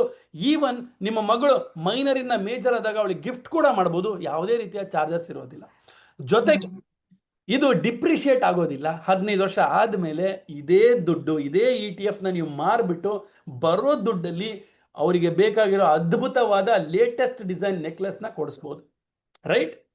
ಸೊ ಈ ಎಸ್ ತರ ಬೆನಿಫಿಟ್ ತಗೋಬಹುದು. ಇನ್ನೂ ಒಂದು ಪಾಯಿಂಟ್ ಇದೆ, ಯಾಕಂದ್ರೆ ಈಗ ಎಷ್ಟು ಪಾಯಿಂಟ್ ಇದೆ ಅಂತಂದ್ರೆ ಇದು ಸಾಲದೇ ಇಲ್ಲ ಹೇಳೋಕೆ. ಇನ್ನೊಂದು ಪಾಯಿಂಟ್ ಇದೆ, ಫಾರ್ ಎಕ್ಸಾಂಪಲ್ ನೋಡಿ, ಹೂಡಿಕೆ ಮಾಡ್ತಾ ಇದ್ದೀನಿ ಗೋಲ್ಡಿನಲ್ಲಿ, ಕಂಟಿನ್ಯೂಸ್ ಆಗಿ ಹೂಡಿಕೆ ಮಾಡ್ತಾ ಇದ್ದೀನಿ. ಈಗ ನನಗೇನೋ ಅರ್ಜೆಂಟಾಗಿ ದುಡ್ಡು ಬೇಕು, ನನಗೇನೋ ಅರ್ಜೆಂಟಾಗಿ ದುಡ್ಡು ಬೇಕು. ಸೊ ಆವಾಗ ನಾನು ETF ಏನು ಹೂಡಿಕೆ ಮಾಡಿದ್ದೀನಿ ಇದನ್ನು ಪ್ಲೆಡ್ಜ್ ಮಾಡ್ಬೋದು. ಈ ಪ್ಲೆಡ್ಜ್ ಮಾಡಿದಾಗ 80% ಆಫ್ ದ ಅಮೌಂಟ್ ರಿಲೀಸ್ ಆಗುತ್ತೆ. ಆ ರಿಲೀಸ್ ಆಗಿರೋ ಅಮೌಂಟ್ ಮೇಲೆ ನಾನು ಲೋನ್ ತಗೋಬೋದು, ಅಥವಾ ರಿಲೀಸ್ ಆದ ಅಮೌಂಟ್ ಮೇಲೆ ನಾನು ಟ್ರೇಡಿಂಗಿಗೆ ಅಥವಾ ಇನ್ವೆಸ್ಟ್ಮೆಂಟಿಗೆ ಯೂಸ್ ಮಾಡ್ಕೋಬೋದು. ಈ ಥರದ ಬೆನಿಫಿಟ್ ಕೂಡ ನಾವು ತಗೋಬೋದು. ಅಂದರೆ ಗೋಲ್ಡ್ ಮೇಲ್ಗಡೆನೂ ಹೋಗ್ತಾ ಇರುತ್ತೆ, ನನ್ನ ಹೂಡಿಕೆ ಮಾಡಿರೋ ಅಮೌಂಟನ್ನು ನಾನು ವಾಪಸ್ ತಕ್ಕೋಬೋದು. ಈ ರೀತಿ ಎಲ್ಲ ಅಡ್ವಾಂಟೇಜಸ್ನ ನಾನು ಬಳಸ್ಕೋಬೋದು. ಸೂಪರ್. ಸೊ ನೀವು ಆಪ್ಗಳ ಬಗ್ಗೆ ಹೇಳ್ತಾ ಇದ್ರಿ, ಇತ್ತೀಚೆಗಂತೂ ಎಲ್ಲಾ ಪೇಮೆಂಟ್ ಆಪ್ಗಳಲ್ಲೂ ಕೂಡ ನೀವು ಗೋಲ್ಡ್ ಅನ್ನ ಬೈ ಮಾಡುವಂತ ಆಪ್ಷನ್ ಕೊಟ್ಟಿದ್ದಾರೆ. ಇಸ್ ಇಟ್ ರಿಸ್ಕಿ ನಿಮ್ ಪ್ರಕಾರ? ಎಸ್, ಸೆಬಿ 1 ಮಂತ್ ಆಯ್ತು ಅಷ್ಟೇ ಒಂದು ಸರ್ಕ್ಯುಲರ್ನ ಹೊರಡಿಸ್ತಾರೆ. ಎಸ್, ಗೋಲ್ಡ್ ಸಿಕ್ಕಾಪಟ್ಟೆ ಪ್ಲಾಟ್ಫಾರ್ಮ್ಸ್ಗಳಿಗೆ ಒಂದು ಆಪರ್ಚುನಿಟಿ ಕೊಡ್ತಾ ಇದೆ. 100 ರೂಪಾಯಿಂದನೂ ಪರ್ಚೇಸ್ ಮಾಡಿ, 50 ರೂಪಾಯಿಂದನೂ ಪರ್ಚೇಸ್ ಮಾಡಿ. ನಾನು ಕೂಡ ಹೇಳ್ತಾ ಇದ್ದೆ, ಎಲ್ಲರಿಗೂ ಹೇಳ್ತಾ ಇದ್ದೆ, ಎಲ್ಲೋ ಅಲ್ಲಿ ಇಲ್ಲಿ ಸೇವ್ ಮಾಡ್ಕೊಳ್ಳಿ, ಎಲ್ಲೋ ಅಲ್ಲಿ ಇಲ್ಲಿ ಖರ್ಚು ಮಾಡಬಹುದು. ಒಂದು ದಿನ ಹೊರಗಡೆ ಊಟ ಮಾಡಬಹುದು, ಉಳಿಸಿ ಆ 300-500 ರೂಪಾಯಿ ಉಳಿಯುತ್ತೆ. ಆ 500 ರೂಪಾಯಿನ ಗೋಲ್ಡಲ್ಲಿ ಹೂಡಿಕೆ ಮಾಡಿ. ಎಷ್ಟೋ ಬರುತ್ತೆ, 0.015 ಗ್ರಾಮ್ ಬರುತ್ತಾ, ಪರವಾಗಿಲ್ಲ, ಅಟ್ಲೀಸ್ಟ್ ಎಲ್ಲೋ ಒಂದು ಸ್ಟಾರ್ಟ್ ಮಾಡ್ತೀನಿ ಅಂತ ನಾನು ಹೇಳ್ತಾ ಇದ್ದೆ. ಬಟ್ ಸೆಬಿ ಒಂದು ಸರ್ಕ್ಯುಲರ್ ಹೊಡಿಸ್ತಾರೆ ಹಿಂದಿನ ಮಂತು, ಲಾಸ್ಟ್ 1 ಮಂತ್ ಹಿಂದ್ಗಡೆ, ನಾನ್ ರೆಗ್ಯುಲೇಟೆಡ್ ಆಪ್ಸ್ ಮುಖಾಂತರ ನೀವೇನಾದ್ರೂ ಹೂಡಿಕೆ ಮಾಡಿ, ಅದರಲ್ಲಿ ಏನಾದ್ರೂ ಪ್ರಾಬ್ಲಮ್ ಆದ್ರೆ ನಾವು ಜವಾಬ್ದಾರರಲ್ಲ. If anything happens, anything goes wrong, ಆ ಕಂಪನಿ ಮುಚ್ಚೋಯ್ತಪ್ಪ, ಫಾರ್ ಎಕ್ಸಾಂಪಲ್ ಯಾವುದೋ ಒಂದು ಆ್ಯಪೇ ಮುಚ್ಚೋಯ್ತು, ಅವಾಗ ಆ್ಯಪಲ್ಲಿ ನಾವು ಜವಾಬ್ದಾರಲ್ಲ. We are not able to take care of it.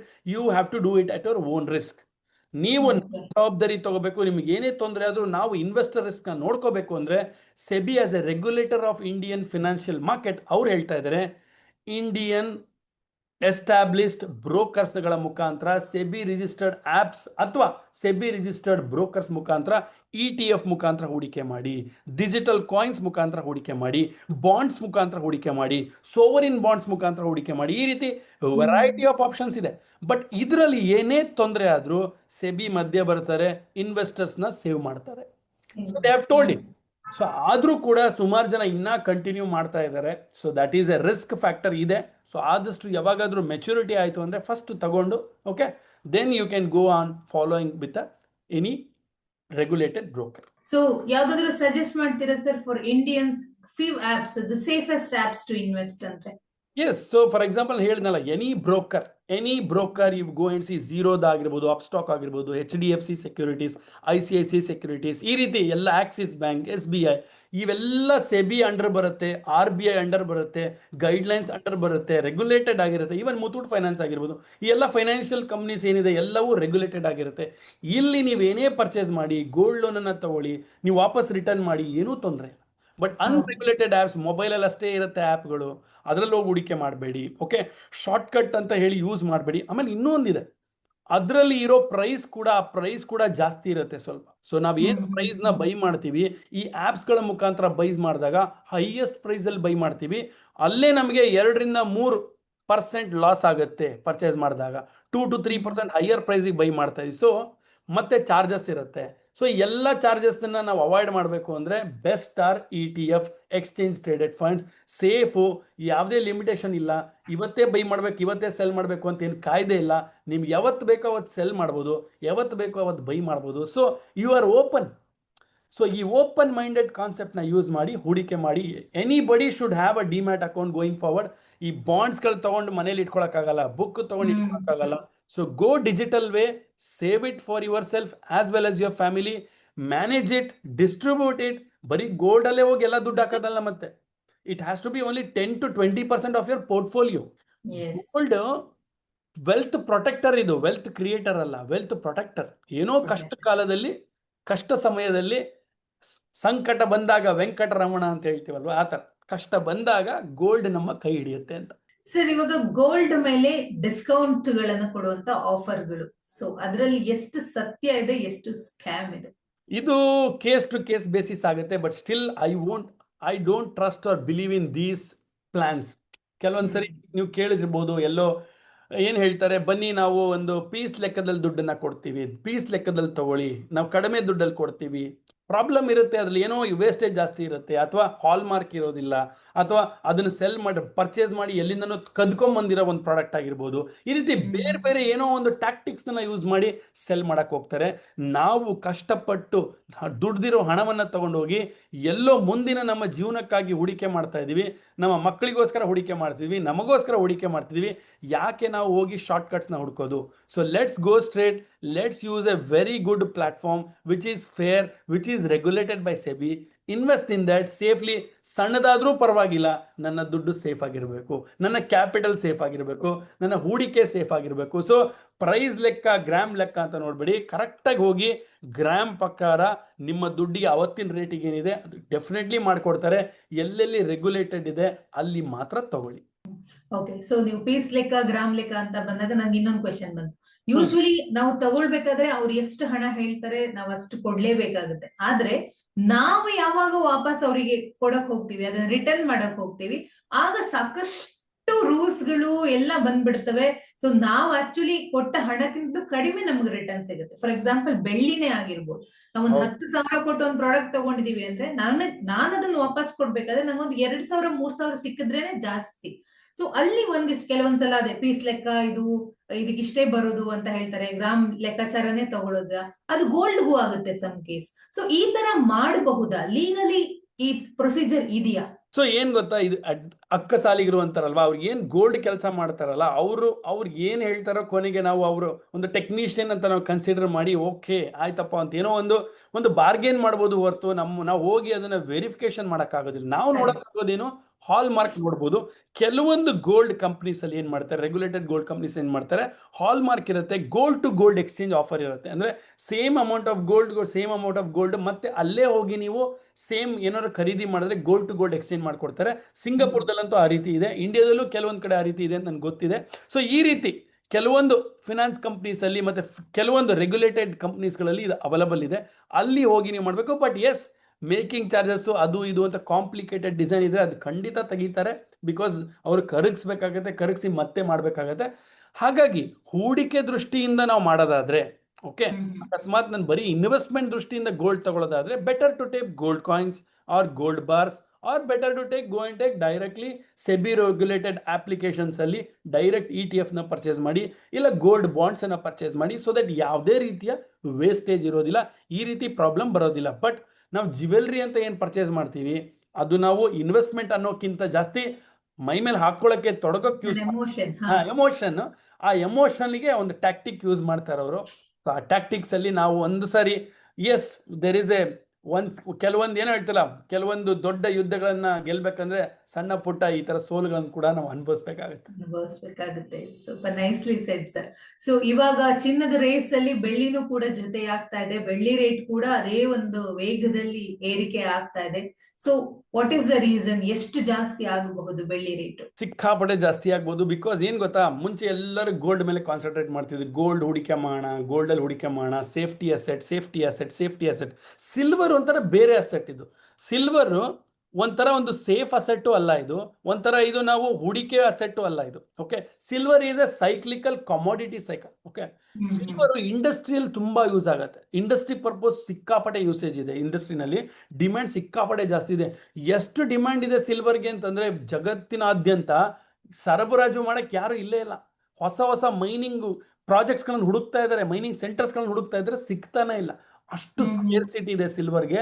So ಎಲ್ಲರಿಗೂ ಸಿಲ್ವರ್ ಬೇಕು. ಯಾಕೆ ಅಂತಂದ್ರೆ ಈಗ ಏನೇ ನಾವು AI ಸಿಸ್ಟಮ್ಸ್ ಯೂಸ್ ಮಾಡ್ತಿದೀವಿ ಅದ್ರಲ್ಲಿ ಸಿಲ್ವರ್ ಬೇಕು, ನೆಟ್ವರ್ಕ್ ಬೇಸ್ ಸಿಸ್ಟಮ್ಸ್ ಏನು ಯೂಸ್ ಮಾಡ್ತೀವಿ ಅಲ್ಲಿ ಸಿಲ್ವರ್ ಬೇಕು, ಇಂಡಸ್ಟ್ರಿಯಲ್ ಪರ್ಪಸ್ ಅಲ್ಲಿ ಎಷ್ಟೊಂದು ಕಡೆ ಸಿಲ್ವರ್ ಯೂಸ್ ಆಗ್ತಾ ಇದೆ. ಸೊ ಎಲ್ಲಾ ಕಡೆ ಸಿಲ್ವರ್ ಯೂಸ್ ಆಗ್ತಿರೋದ್ರಿಂದ ಈ ಸಿಲ್ವರ್ ವೇವ್ ಅಂತ ಹೇಳ್ತೀವಲ್ಲ, ಸಿಲ್ವರ್ ಈವನ್ ಕಾಪರ್ಗೂ ಡಿಮ್ಯಾಂಡ್ ಬಂದಿದೆ ಇತ್ತೀಚೆಗೆ. ಸೊ ಈ ಸಿಲ್ವರ್ ವೇವ್ ಖಂಡಿತ ಮೇಲ್ಗಡೆ ಹೋಗುತ್ತೆ, ಸಿಕ್ಕಾಪಟ್ಟೆ ಡಿಮ್ಯಾಂಡ್ ಬರ್ತಾ ಇದೆ. ಮತ್ತೆ ವಾಲಟಿಲಿಟಿ ಕೂಡ ಹೆಚ್ಚಿದೆ ಸಿಲ್ವರ್ ಅಲ್ಲಿ. ಹಾಗಾಗಿ ಸಿಲ್ವರ್ ಅಲ್ಲಿ ಹೂಡಿಕೆ ಮಾಡಬೇಕಾದ್ರೆ ಕಮ್ಮಿ ಹೂಡಿಕೆ ಮಾಡಬೇಕು, ಯಾಕಂದ್ರೆ movement is very big in silver. ಆಮೇಲೆ 30 ವರ್ಷಗಳ ನಂತರ ಒಂದು ಬಿಗ್ ಬ್ರೇಕ್ಔಟ್ ಆಗಿದೆ ಸಿಲ್ವರ್ ಪ್ರೈಸ್ ಅಲ್ಲಿ. 30 ವರ್ಷಗಳಿಂದ ಒಂದೇ ರೇಂಜ್ ಅಲ್ಲಿ ಇತ್ತು ಸಿಲ್ವರ್, ಮೇಲ್ಗಡೆ ಹೋಗೋದು ಮತ್ತೆ ಬೀಳೋದು, ಮೇಲ್ಗಡೆ ಹೋಗೋದು ಮತ್ತೆ ಬೀಳೋದು. 50 ಔನ್ಸ್ಗಿಂತ ಮೇಲ್ಗಡೆ ಹೋಗಿರ್ಲಿಲ್ಲ. ಸೊ ಇವಾಗ 78 ಔನ್ಸ್ ಆಗಿದೆ ಇವತ್ತಿನ ರೇಟ್ ಪ್ರಕಾರ. ಸೊ ನನ್ನ ಪ್ರಿಡಿಕ್ಷನ್ ಪ್ರಕಾರ ಇನ್ನು ಮುಂದಿನ ವರ್ಷದಲ್ಲಿ ಡಬಲ್ ಕೂಡ ಆಗ್ಬೋದು ಇದು. ಓಕೆ, ಅಷ್ಟು ಬೇಡಿಕೆ ಇದೆ, ಅಷ್ಟು ರಿಕ್ವೈರ್ಮೆಂಟ್ ಇದೆ, ಅಷ್ಟು ಬೇಡಿಕೆ ಇದೆ. ಇನ್ನು 5-6 ವರ್ಷದಲ್ಲಿ ಏನಾಗುತ್ತೋ ಹೇಳಕ್ಕೆ ಆಗೋದಿಲ್ಲ. ಹಾಗಾಗಿ ಇದ್ರಲ್ಲಿ ಕೂಡ ನಾವು ಸ್ಲೋ ಆಗಿ ಹೂಡಿಕೆ ಮಾಡಬೇಕು. ಆಮೇಲೆ ಇದ್ರಲ್ಲಿ ಒಂದು ಕ್ರೈಸಿಸ್ ಸಿನಾರಿಯೋನು ಬರ್ಬೋದು ಸಿಲ್ವರ್ ಅಲ್ಲಿ. ಯಾಕೆಂದ್ರೆ majority of the silver comes from China. ಚೈನಾದಲ್ಲಿ ಸಿಕ್ಕಾಪಟ್ಟೆ ಮೈನಿಂಗ್ ಇದೆ, ಚೈನಾದಲ್ಲಿ ಸಿಕ್ಕಾಪಟ್ಟೆ ಸಿಲ್ವರ್ ಪ್ರೊಡಕ್ಷನ್ ಇದೆ. ಸೊ ಚೈನಾ ಅವ್ರು ಏನ್ ಮಾಡ್ತಾ ಇದ್ದಾರೆ, ಕಟ್ ಮಾಡ್ತಾ ಇದ್ದಾರೆ. ಅವರು ಬೇರೆ ದೇಶಕ್ಕೆ ಕೊಡೋದನ್ನ ಕಟ್ ಮಾಡ್ತಾ ಇದ್ದಾರೆ. ಕಟ್ ಮಾಡಿದಾಗ ಏನಾಗುತ್ತೆ, ಡಿಮ್ಯಾಂಡ್ ಈ ಕಡೆ ಜಾಸ್ತಿ ಆಗಿದೆ, ಸಪ್ಲೈ ಇಲ್ಲ.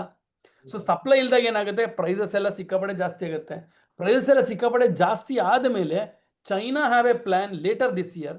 ಈ ವರ್ಷದ ಲೇಟರ್ ಪಾಯಿಂಟ್ ಆಫ್ ಟೈಮ್ ಅಲ್ಲಿ ಚೈನಾ ಒಂದು ಪ್ಲಾನ್ ಮಾಡ್ಕೊಂಡಿದ್ದಾರೆ, ಸಡನ್ ಆಗಿ ಓಪನ್ ಮಾಡ್ಬಿಡೋದು, ಮತ್ತೆ ಸಿಲ್ವರ್ನ ಬಿಟ್ಟು ಬಿಡೋದು ಎಲ್ಲ ಕಡೆ. ಆವಾಗ ಏನಾಗುತ್ತೆ, ಸಡನ್ ಆಗಿ ಸಿಲ್ವರ್ ಪ್ರೈಸ್ ಕ್ರಾಶ್ ಆಗುತ್ತೆ. ಈ ರೀತಿ ಹಿಂದೆ 2010ರಿಂದ 11ನೇ ವರ್ಷದಲ್ಲಿ ಚೈನಾ ಒಂದ್ಸರಿ ಗೇಮ್ ಪ್ಲಾನ್ ಮಾಡಿದೆ, ಅಂದ್ರೆ ಬೇರೆ ಕಂಟ್ರೀಸ್ಗಳಿಗೆ ಹೊಡೆತ ಕೊಡಬೇಕು ಅಂತ. ಸೊ ಈ ರೀತಿ ಮಾಡೋದ್ರಲ್ಲಿ ಚೈನಾ ನಿಸ್ಸೀಮರು ಅಂತ ಹೇಳ್ಬೋದು. ಹಾಗಾಗಿ ಸ್ವಲ್ಪ ಹುಷಾರಾಗಿರ್ಬೇಕು.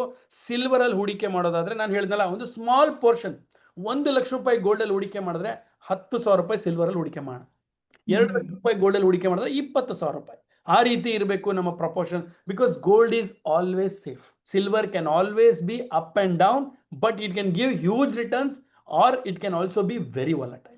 ಸೊ ಇವಾಗ ಸಿಲ್ವರ್ ಮೇಲೆ ಇನ್ವೆಸ್ಟ್ ಮಾಡ್ಬೇಕಾದ್ರೂ ಕೂಡ ಲೈಕ್ ಇವಾಗ ನಾವು ಬಿಸ್ಕೆಟ್ಗಳು ಈ ತರ ಫಾರ್ಮ್ಯಾಟ್ ಅಲ್ಲೇನೆ ತಗೊಂಡ್ರೆ ಒಳ್ಳೇದಾ ಅಥವಾ ಹೇಗೆ? ಸೇಮ್ ಸಿಲ್ವರ್ ನ ಪರ್ಚೇಸ್ ಮಾಡಬೇಕು ಅಂದ್ರೆ ಸೇಮ್ 2 ways. ಫಿಸಿಕಲ್ ಆಗಿ ತಗೋಬೇಕು ಅಂದ್ರೆ ಅಗೇನ್ ಸಿಲ್ವರ್ ಬಾರ್ ಸಿಗುತ್ತೆ, ಅದನ್ನ ತಗೊಂಡು ಇಟ್ಕೋಬಹುದು, ಅಥವಾ ಸಿಲ್ವರ್ ಕಾಯಿನ್ಸ್ ಸಿಗುತ್ತೆ, ಅದನ್ನ ತಗೊಂಡು ಇಟ್ಕೋಬಹುದು.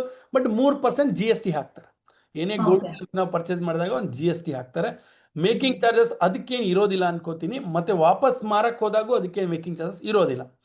ಅದೇ ನಾವು ಸಿಲ್ವರ್ ETF ನ ಪರ್ಚೇಸ್ ಮಾಡಿದ್ರೆ, ಇವತ್ತು ಪರ್ಚೇಸ್ ಮಾಡಿರ್ತೀವಿ, ನಾಳೆ ನಾಡಿದ್ದು ಒಂದು ವಾರ ಬಿಟ್ಟು ಮೇಲ್ಗಡೆ ಹೋಯ್ತು ನಾನು ಮಾರ್ಬೋದು ಅಂದ್ರೆ ಮಾರ್ಬಿಡ್ಬೋದು, ಮತ್ತೆ ಕೆಳಗಡೆ ಬಂದಾಗ ಮತ್ತೆ ಪರ್ಚೇಸ್ ಮಾಡ್ಬೋದು. ಈ ರೀತಿ ಕೂಡ ಮಾಡ್ಬೋದು. ಅಥವಾ systematic investment plan, monthly automated buying. ಸುಮಾರು ಸರಿ ಯೋಚನೆ ಮಾಡಿ ನೋಡಿ ನೀವೇ, ನೀನು ದುಡ್ಡಿದ್ದಾಗ ತಗೋತೀನಿ ಅಂತ ಎಷ್ಟು ಸರಿ ನಾವು ಮುಂದೂಡಿರ್ತೀವಿ, ಕೆಲಸನ ಮುಂದೂಡ್ತಾ ಹೋಗ್ಬಿಡ್ತೀವಿ. ಇವತ್ತು ಮಾಡೋದನ್ನ ನಾಳೆ ಮಾಡೋಣ ಅನ್ಕೋತೀವಿ, ನಾಳೆ ಮಾಡೋದನ್ನ ನಾಡಿದ್ದು, ಈ ತರ ಮುಂದೆ ಹಾಕ್ತಾ ಹೋಗ್ತೀವಿ. ಅದೇ ನಾವು ಒಂದು ಆಟೋಮೇಟೆಡ್ ಪ್ರೊಸೀಜರ್ ಮಾಡ್ಕೊಂಡ್ರೆ, ಸಂಬಳ ಇವತ್ತು ಬರುತ್ತೆ, ಓಕೆ ನಾಳೆ ನಾನು ಗೋಲ್ಡಲ್ಲಿ ಹೂಡಿಕೆ ಮಾಡ್ತೀನಿ. ಸಿಂಪಲ್. ಸಂಬಳ ಇವತ್ತು ನನ್ನ ಅಕೌಂಟಿಗೆ ಬಂದಿದೆ, ನಾಳೆ ನನ್ನ ಗೋಲ್ಡಲ್ಲಿ ಹೂಡಿಕೆ ಆಗುತ್ತೆ, ಸಿಲ್ವರ್ ಹೂಡಿಕೆ ಆಗುತ್ತೆ, ನನ್ನ ಬೇರೆ ನಿಫ್ಟಿ 50 ETF ಅಲ್ಲಿ ಹೂಡಿಕೆ ಆಗುತ್ತೆ, ನನ್ನ ಸ್ಟಾಕ್ ಮಾರ್ಕೆಟಲ್ಲಿ ಹೂಡಿಕೆ ಆಗುತ್ತೆ, ನನ್ನ ಇನ್ಶೂರೆನ್ಸ್ಗೆ ಹೋಗುತ್ತೆ, ನನ್ನ ಎಕ್ಸ್ಪೆನ್ಸಸ್ಗೆ ಹೋಗುತ್ತೆ, ನನ್ನ RD FD ಕಿಡ್ಸ್ ಎಜುಕೇಶನ್, ನನ್ನ ಎಲ್ಲ ಪ್ಲಾನಿಂಗ್ ಮಾಡ್ಕೊಂಡ್ಬಿಟ್ರೆ, ಈ ರೀತಿ ನಾವು ಮೊದಲು ಸೇವಿಂಗ್ಸ್ ಮಾಡ್ಕೊಂಡು ಉಳಿದ ದುಡ್ಡಲ್ಲಿ ಖರ್ಚನ್ನ ಮಾಡ್ಕೊಂಡ್ರೆ ನನ್ನ ಲಾಂಗಿಟಿವಿಟಿ ಜಾಸ್ತಿ ಇರುತ್ತೆ. ಆದ್ರೆ ಈಗಿನ ಜನರೇಷನ್ ಸಿಕ್ಕಾಪಡೆ ಚೇಂಜ್ ಆಗಿದೆ ಮ್ಯಾಮ್. ರೀಸೆಂಟ್ ಲಾಸ್ಟ್ 5 years ಅಲ್ಲಿ ಸಿಕ್ಕಾಪಡೆ ಚೇಂಜಸ್ ನಾನು ನೋಡ್ತಾ ಇದ್ದೀನಿ.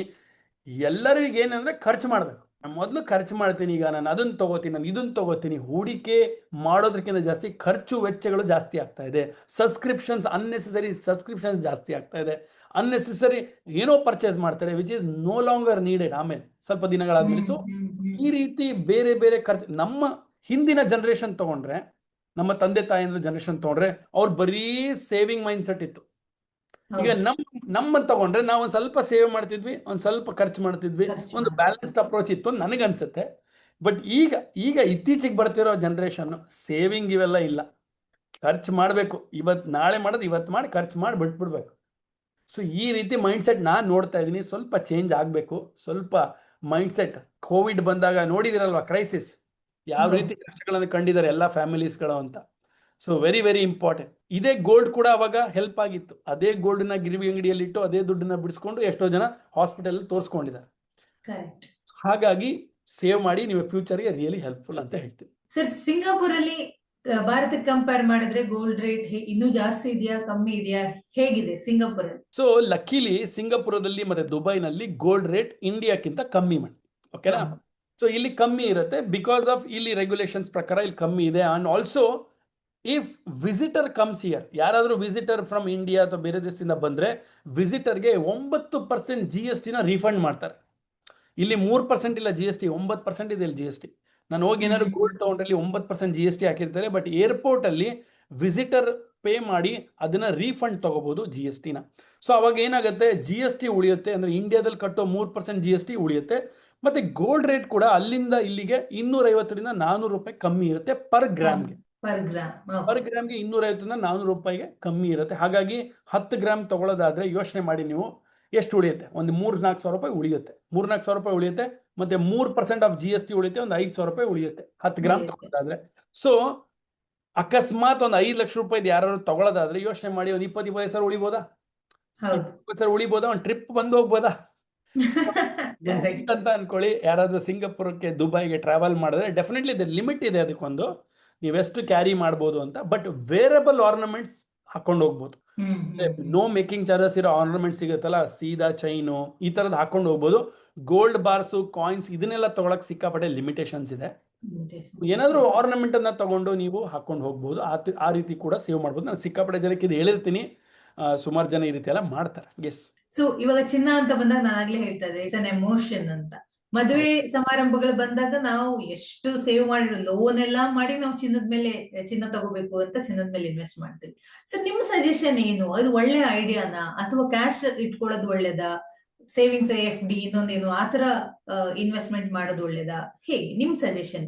ಇದು ಒಂಥರ ಕಾಂಟ್ರವರ್ಷಿಯಲ್ ಕ್ವಶನ್ ಮೇಡಮ್ ಇದು. ಅಕಸ್ಮಾತ್ ಹೆಣ್ಣು ಮಕ್ಕಳು ನೋಡ್ತಾ ಇದ್ರೆ ನೀವು ಜ್ಯುವೆಲ್ರಿ ತಗೋಬೇಡಿ ಅಂತಂದ್ರೆ ನನ್ನ ಮೇಲೆ ಕೋಪ ಆಗ್ಬಿಡ್ಬೋದು. ಓಕೆ, ಸೊ ಬಟ್ ಏನಂತಂದ್ರೆ ಲಾಜಿಕಲಿ ಥಿಂಕ್ ಮಾಡಿ ನೋಡೋಣ. ಫಾರ್ ಎಕ್ಸಾಂಪಲ್ ನೋಡೋಣ, ಲಾಜಿಕಲಿ ಥಿಂಕ್ ಮಾಡೋಣ.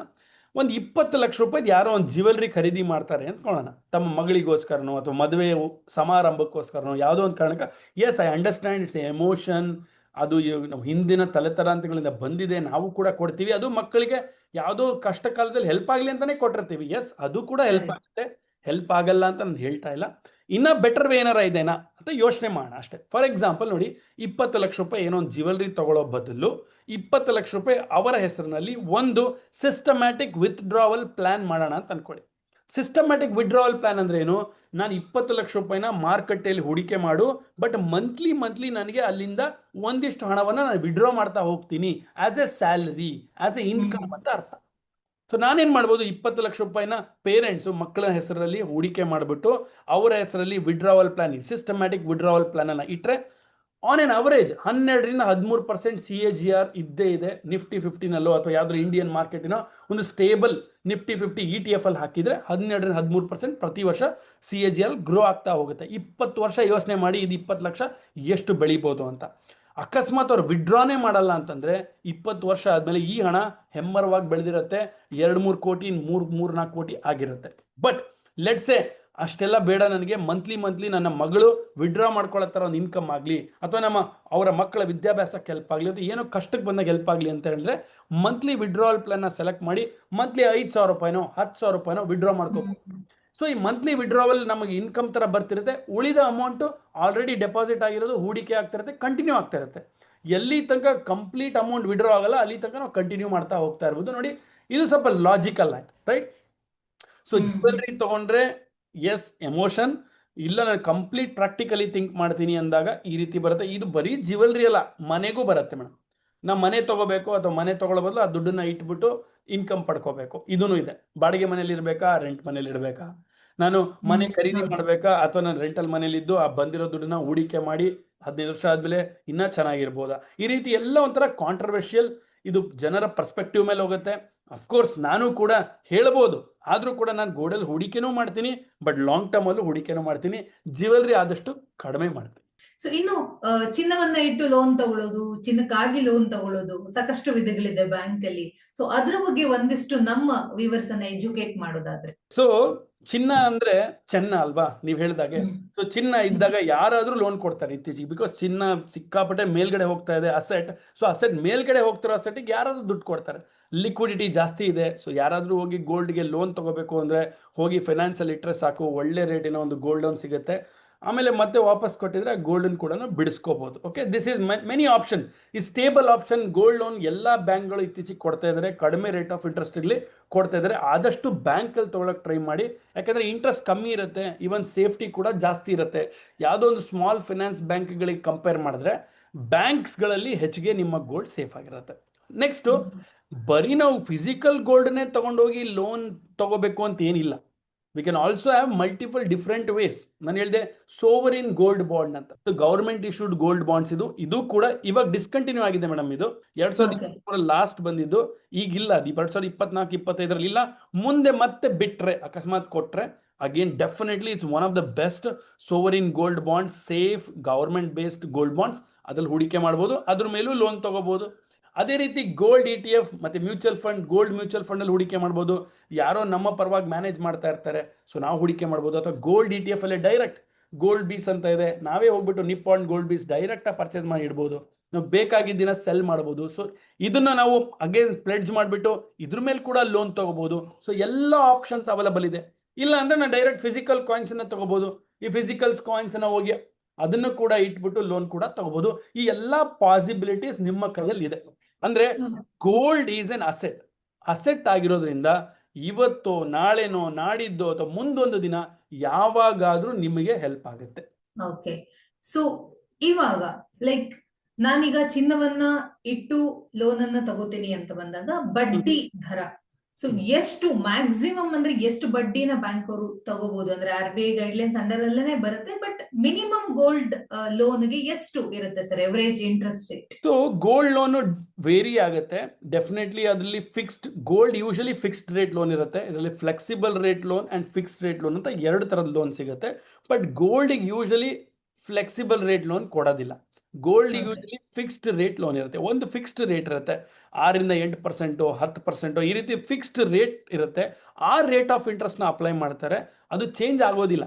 ಯಾಕೆಂದ್ರೆ ಗೋಲ್ಡ್ ಅಲ್ಲಿ ದಿನದಿಂದ ದಿನಕ್ಕೆ ವೇರಿಯೇಷನ್ ಆಗೋದ್ರಿಂದ ರೇಟು ಆ ಥರ ಫ್ಲೆಕ್ಸಿಬಲ್ ಇಟ್ಬಿಟ್ರೆ EMI ಕ್ಯಾಲ್ಕುಲೇಷನ್ಗೆ ಪ್ರಾಬ್ಲಮ್ ಆಗುತ್ತೆ, ಸೆಟಲಿಂಗ್ ಮಾಡ್ಬೇಕಾದ್ರೆ ಪ್ರಾಬ್ಲಮ್ ಆಗುತ್ತೆ. ಹಾಗಾಗಿ ಏನು ಮಾಡ್ತಾರೆ ಇವರು ಅಂತಂದ್ರೆ ಫಿಕ್ಸ್ಡ್ ರೇಟ್ ಆಫ್ ಇಂಟ್ರೆಸ್ಟ್ ಇರೋ ಲೋನನ್ನ ಕೊಡ್ತಾರೆ. ಫಿಕ್ಸ್ಡ್ ಟೆನ್ಯೂರ್ ಇರುತ್ತೆ, ಫಿಕ್ಸ್ಡ್ EMI ಇರುತ್ತೆ, ಫಿಕ್ಸ್ಡ್ ರೇಟ್ ಆಫ್ ಇಂಟ್ರೆಸ್ಟ್ ಇರುತ್ತೆ, ಪ್ರೀ ಕ್ಲೋಸರ್ ಚಾರ್ಜಸ್ಸು ಇರುತ್ತೆ. ನಾ ಮುಂಚೆನೆ ಹೋಗಿ ಗೋಲ್ಡನ್ನ ಬಿಡಿಸ್ಕೋತೀನಿ ಅಂದ್ರೂ ಚಾರ್ಜಸ್ಸು ಇರುತ್ತೆ. ಸೊ ಆದಷ್ಟು ನಾವು ಏನು ನೋಡಬೇಕು ಅಂದರೆ ಎಲ್ಲಿ ರೇಟ್ ಆಫ್ ಇಂಟ್ರೆಸ್ಟ್ ಕಮ್ಮಿ ಇರುತ್ತೆ, ಯೂಶಲಿ ಬ್ಯಾಂಕ್ಸ್ ಅಲ್ಲಿ ರೇಟ್ ಆಫ್ ಇಂಟ್ರೆಸ್ಟ್ ಕಮ್ಮಿ ಇರುತ್ತೆ. ಎರಡನೇದು ಯೂಶಲಿ ಬ್ಯಾಂಕ್ಸ್ ಅಲ್ಲಿ ಸೇಫ್ಟಿ ಇರುತ್ತೆ. ಮೂರನೇದು ಅಲ್ಲಿ ನಾವು ಅಕಸ್ಮಾತ್ ಪ್ರೀ ಕ್ಲೋಸರ್ ಮಾಡಿದ್ರು ಆ ಪ್ರೀ ಕ್ಲೋಸರ್ ಚಾರ್ಜಸ್ ಕಮ್ಮಿ ಇರುತ್ತೆ. ಸೊ ಹಾಗಾಗಿ ಗೋಲ್ಡ್ನ ಪರ್ಚೇಸ್ ಮಾಡೋದಾದ್ರೆ ಅಲ್ಲ, ಗೋಲ್ಡ್ನ ಇಟ್ಟು ಲೋನ್ ತಗೊಳ್ಳೋದಾದ್ರೆ ಸೇಫ್ಟಿ ಈಸ್ ಬ್ಯಾಂಕ್. ಬಟ್ ಜಾಸ್ತಿ ಲೋನ್ ತಗೋಬೇಕು ಅಂದ್ರೆ, ಹೌದಾ, ಈಗ 1 ಲಕ್ಷ ರೂಪಾಯಿದು ಗೋಲ್ಡ್ ನನ್ನ ಹತ್ರ ಇದೆ, ನನಗೆ ಇಲ್ಲಿ ಬ್ಯಾಂಕಲ್ಲಿ ಬರೀ 70,000 ಅಥವಾ 60,000 ಕೊಡ್ತಾ ಇದ್ದಾರೆ ಅಂದರೆ ಕೆಲವೊಂದು ಫೈನಾನ್ಸ್ ಕಂಪ್ನಿಯಲ್ಲಿ 80,000 ತನಕ ಕೊಡ್ತಾರೆ. 80% ಆಫ್ ದ ಗೋಲ್ಡಿನ ಅಮೌಂಟ್ ಕೊಡ್ತಾರೆ ನನಗೆ, ನಾನು ತಗೋಬಹುದು. So that also place A important role. ಯಾರಿಗೋ ಇನ್ನೂ 20,000 ಹೆಚ್ಚಿಗೆ ಬೇಕು ಅನ್ಸಿದ್ರೆ ಅದನ್ನ ತಗೋತಾರೆ. ಅವಾಗ ಏನಾಗುತ್ತೆ ಗೊತ್ತಾ, ರೇಟ್ ಆಫ್ ಇಂಟ್ರೆಸ್ಟ್ ಜಾಸ್ತಿ ಆಗುತ್ತೆ. ಅವಾಗ ನಿಮ್ಗೆ 1-2% ರೇಟ್ ಆಫ್ ಇಂಟ್ರೆಸ್ಟ್ ಜಾಸ್ತಿ ಆಗುತ್ತೆ. ರೇಟ್ ಆಫ್ ಇಂಟ್ರೆಸ್ಟ್ ಜಾಸ್ತಿ ಆದರೆ EMI ಜಾಸ್ತಿ ಆಗುತ್ತೆ. ಸೊ ಅಗೇನ್ ಇಟ್ ಡಿಪೆಂಡ್ಸ್, ನನಗೆ ರೇಟ್ ಆಫ್ ಇಂಟ್ರೆಸ್ಟ್ ಕಮ್ಮಿ ಆಗಬೇಕಾ ಅಥವಾ ನನಗೆ ಜಾಸ್ತಿ ದುಡ್ಡನ್ನ ಈ ಗೋಲ್ಡ್ ಇಟ್ಟು ಜಾಸ್ತಿ ದುಡ್ಡನ್ನ ತಕ್ಕೋಬೇಕಾ. ಸೊ ಎರಡರ ಮೇಲೆ ಡಿಪೆಂಡ್ ಆಗುತ್ತೆ. ನಾನು 8% ಇಂಟ್ರೆಸ್ಟ್ ತಗೋಬೇಕಾ, 10% ತಗೋಬೇಕಾ, 12% ತಗೋಬೇಕಾ.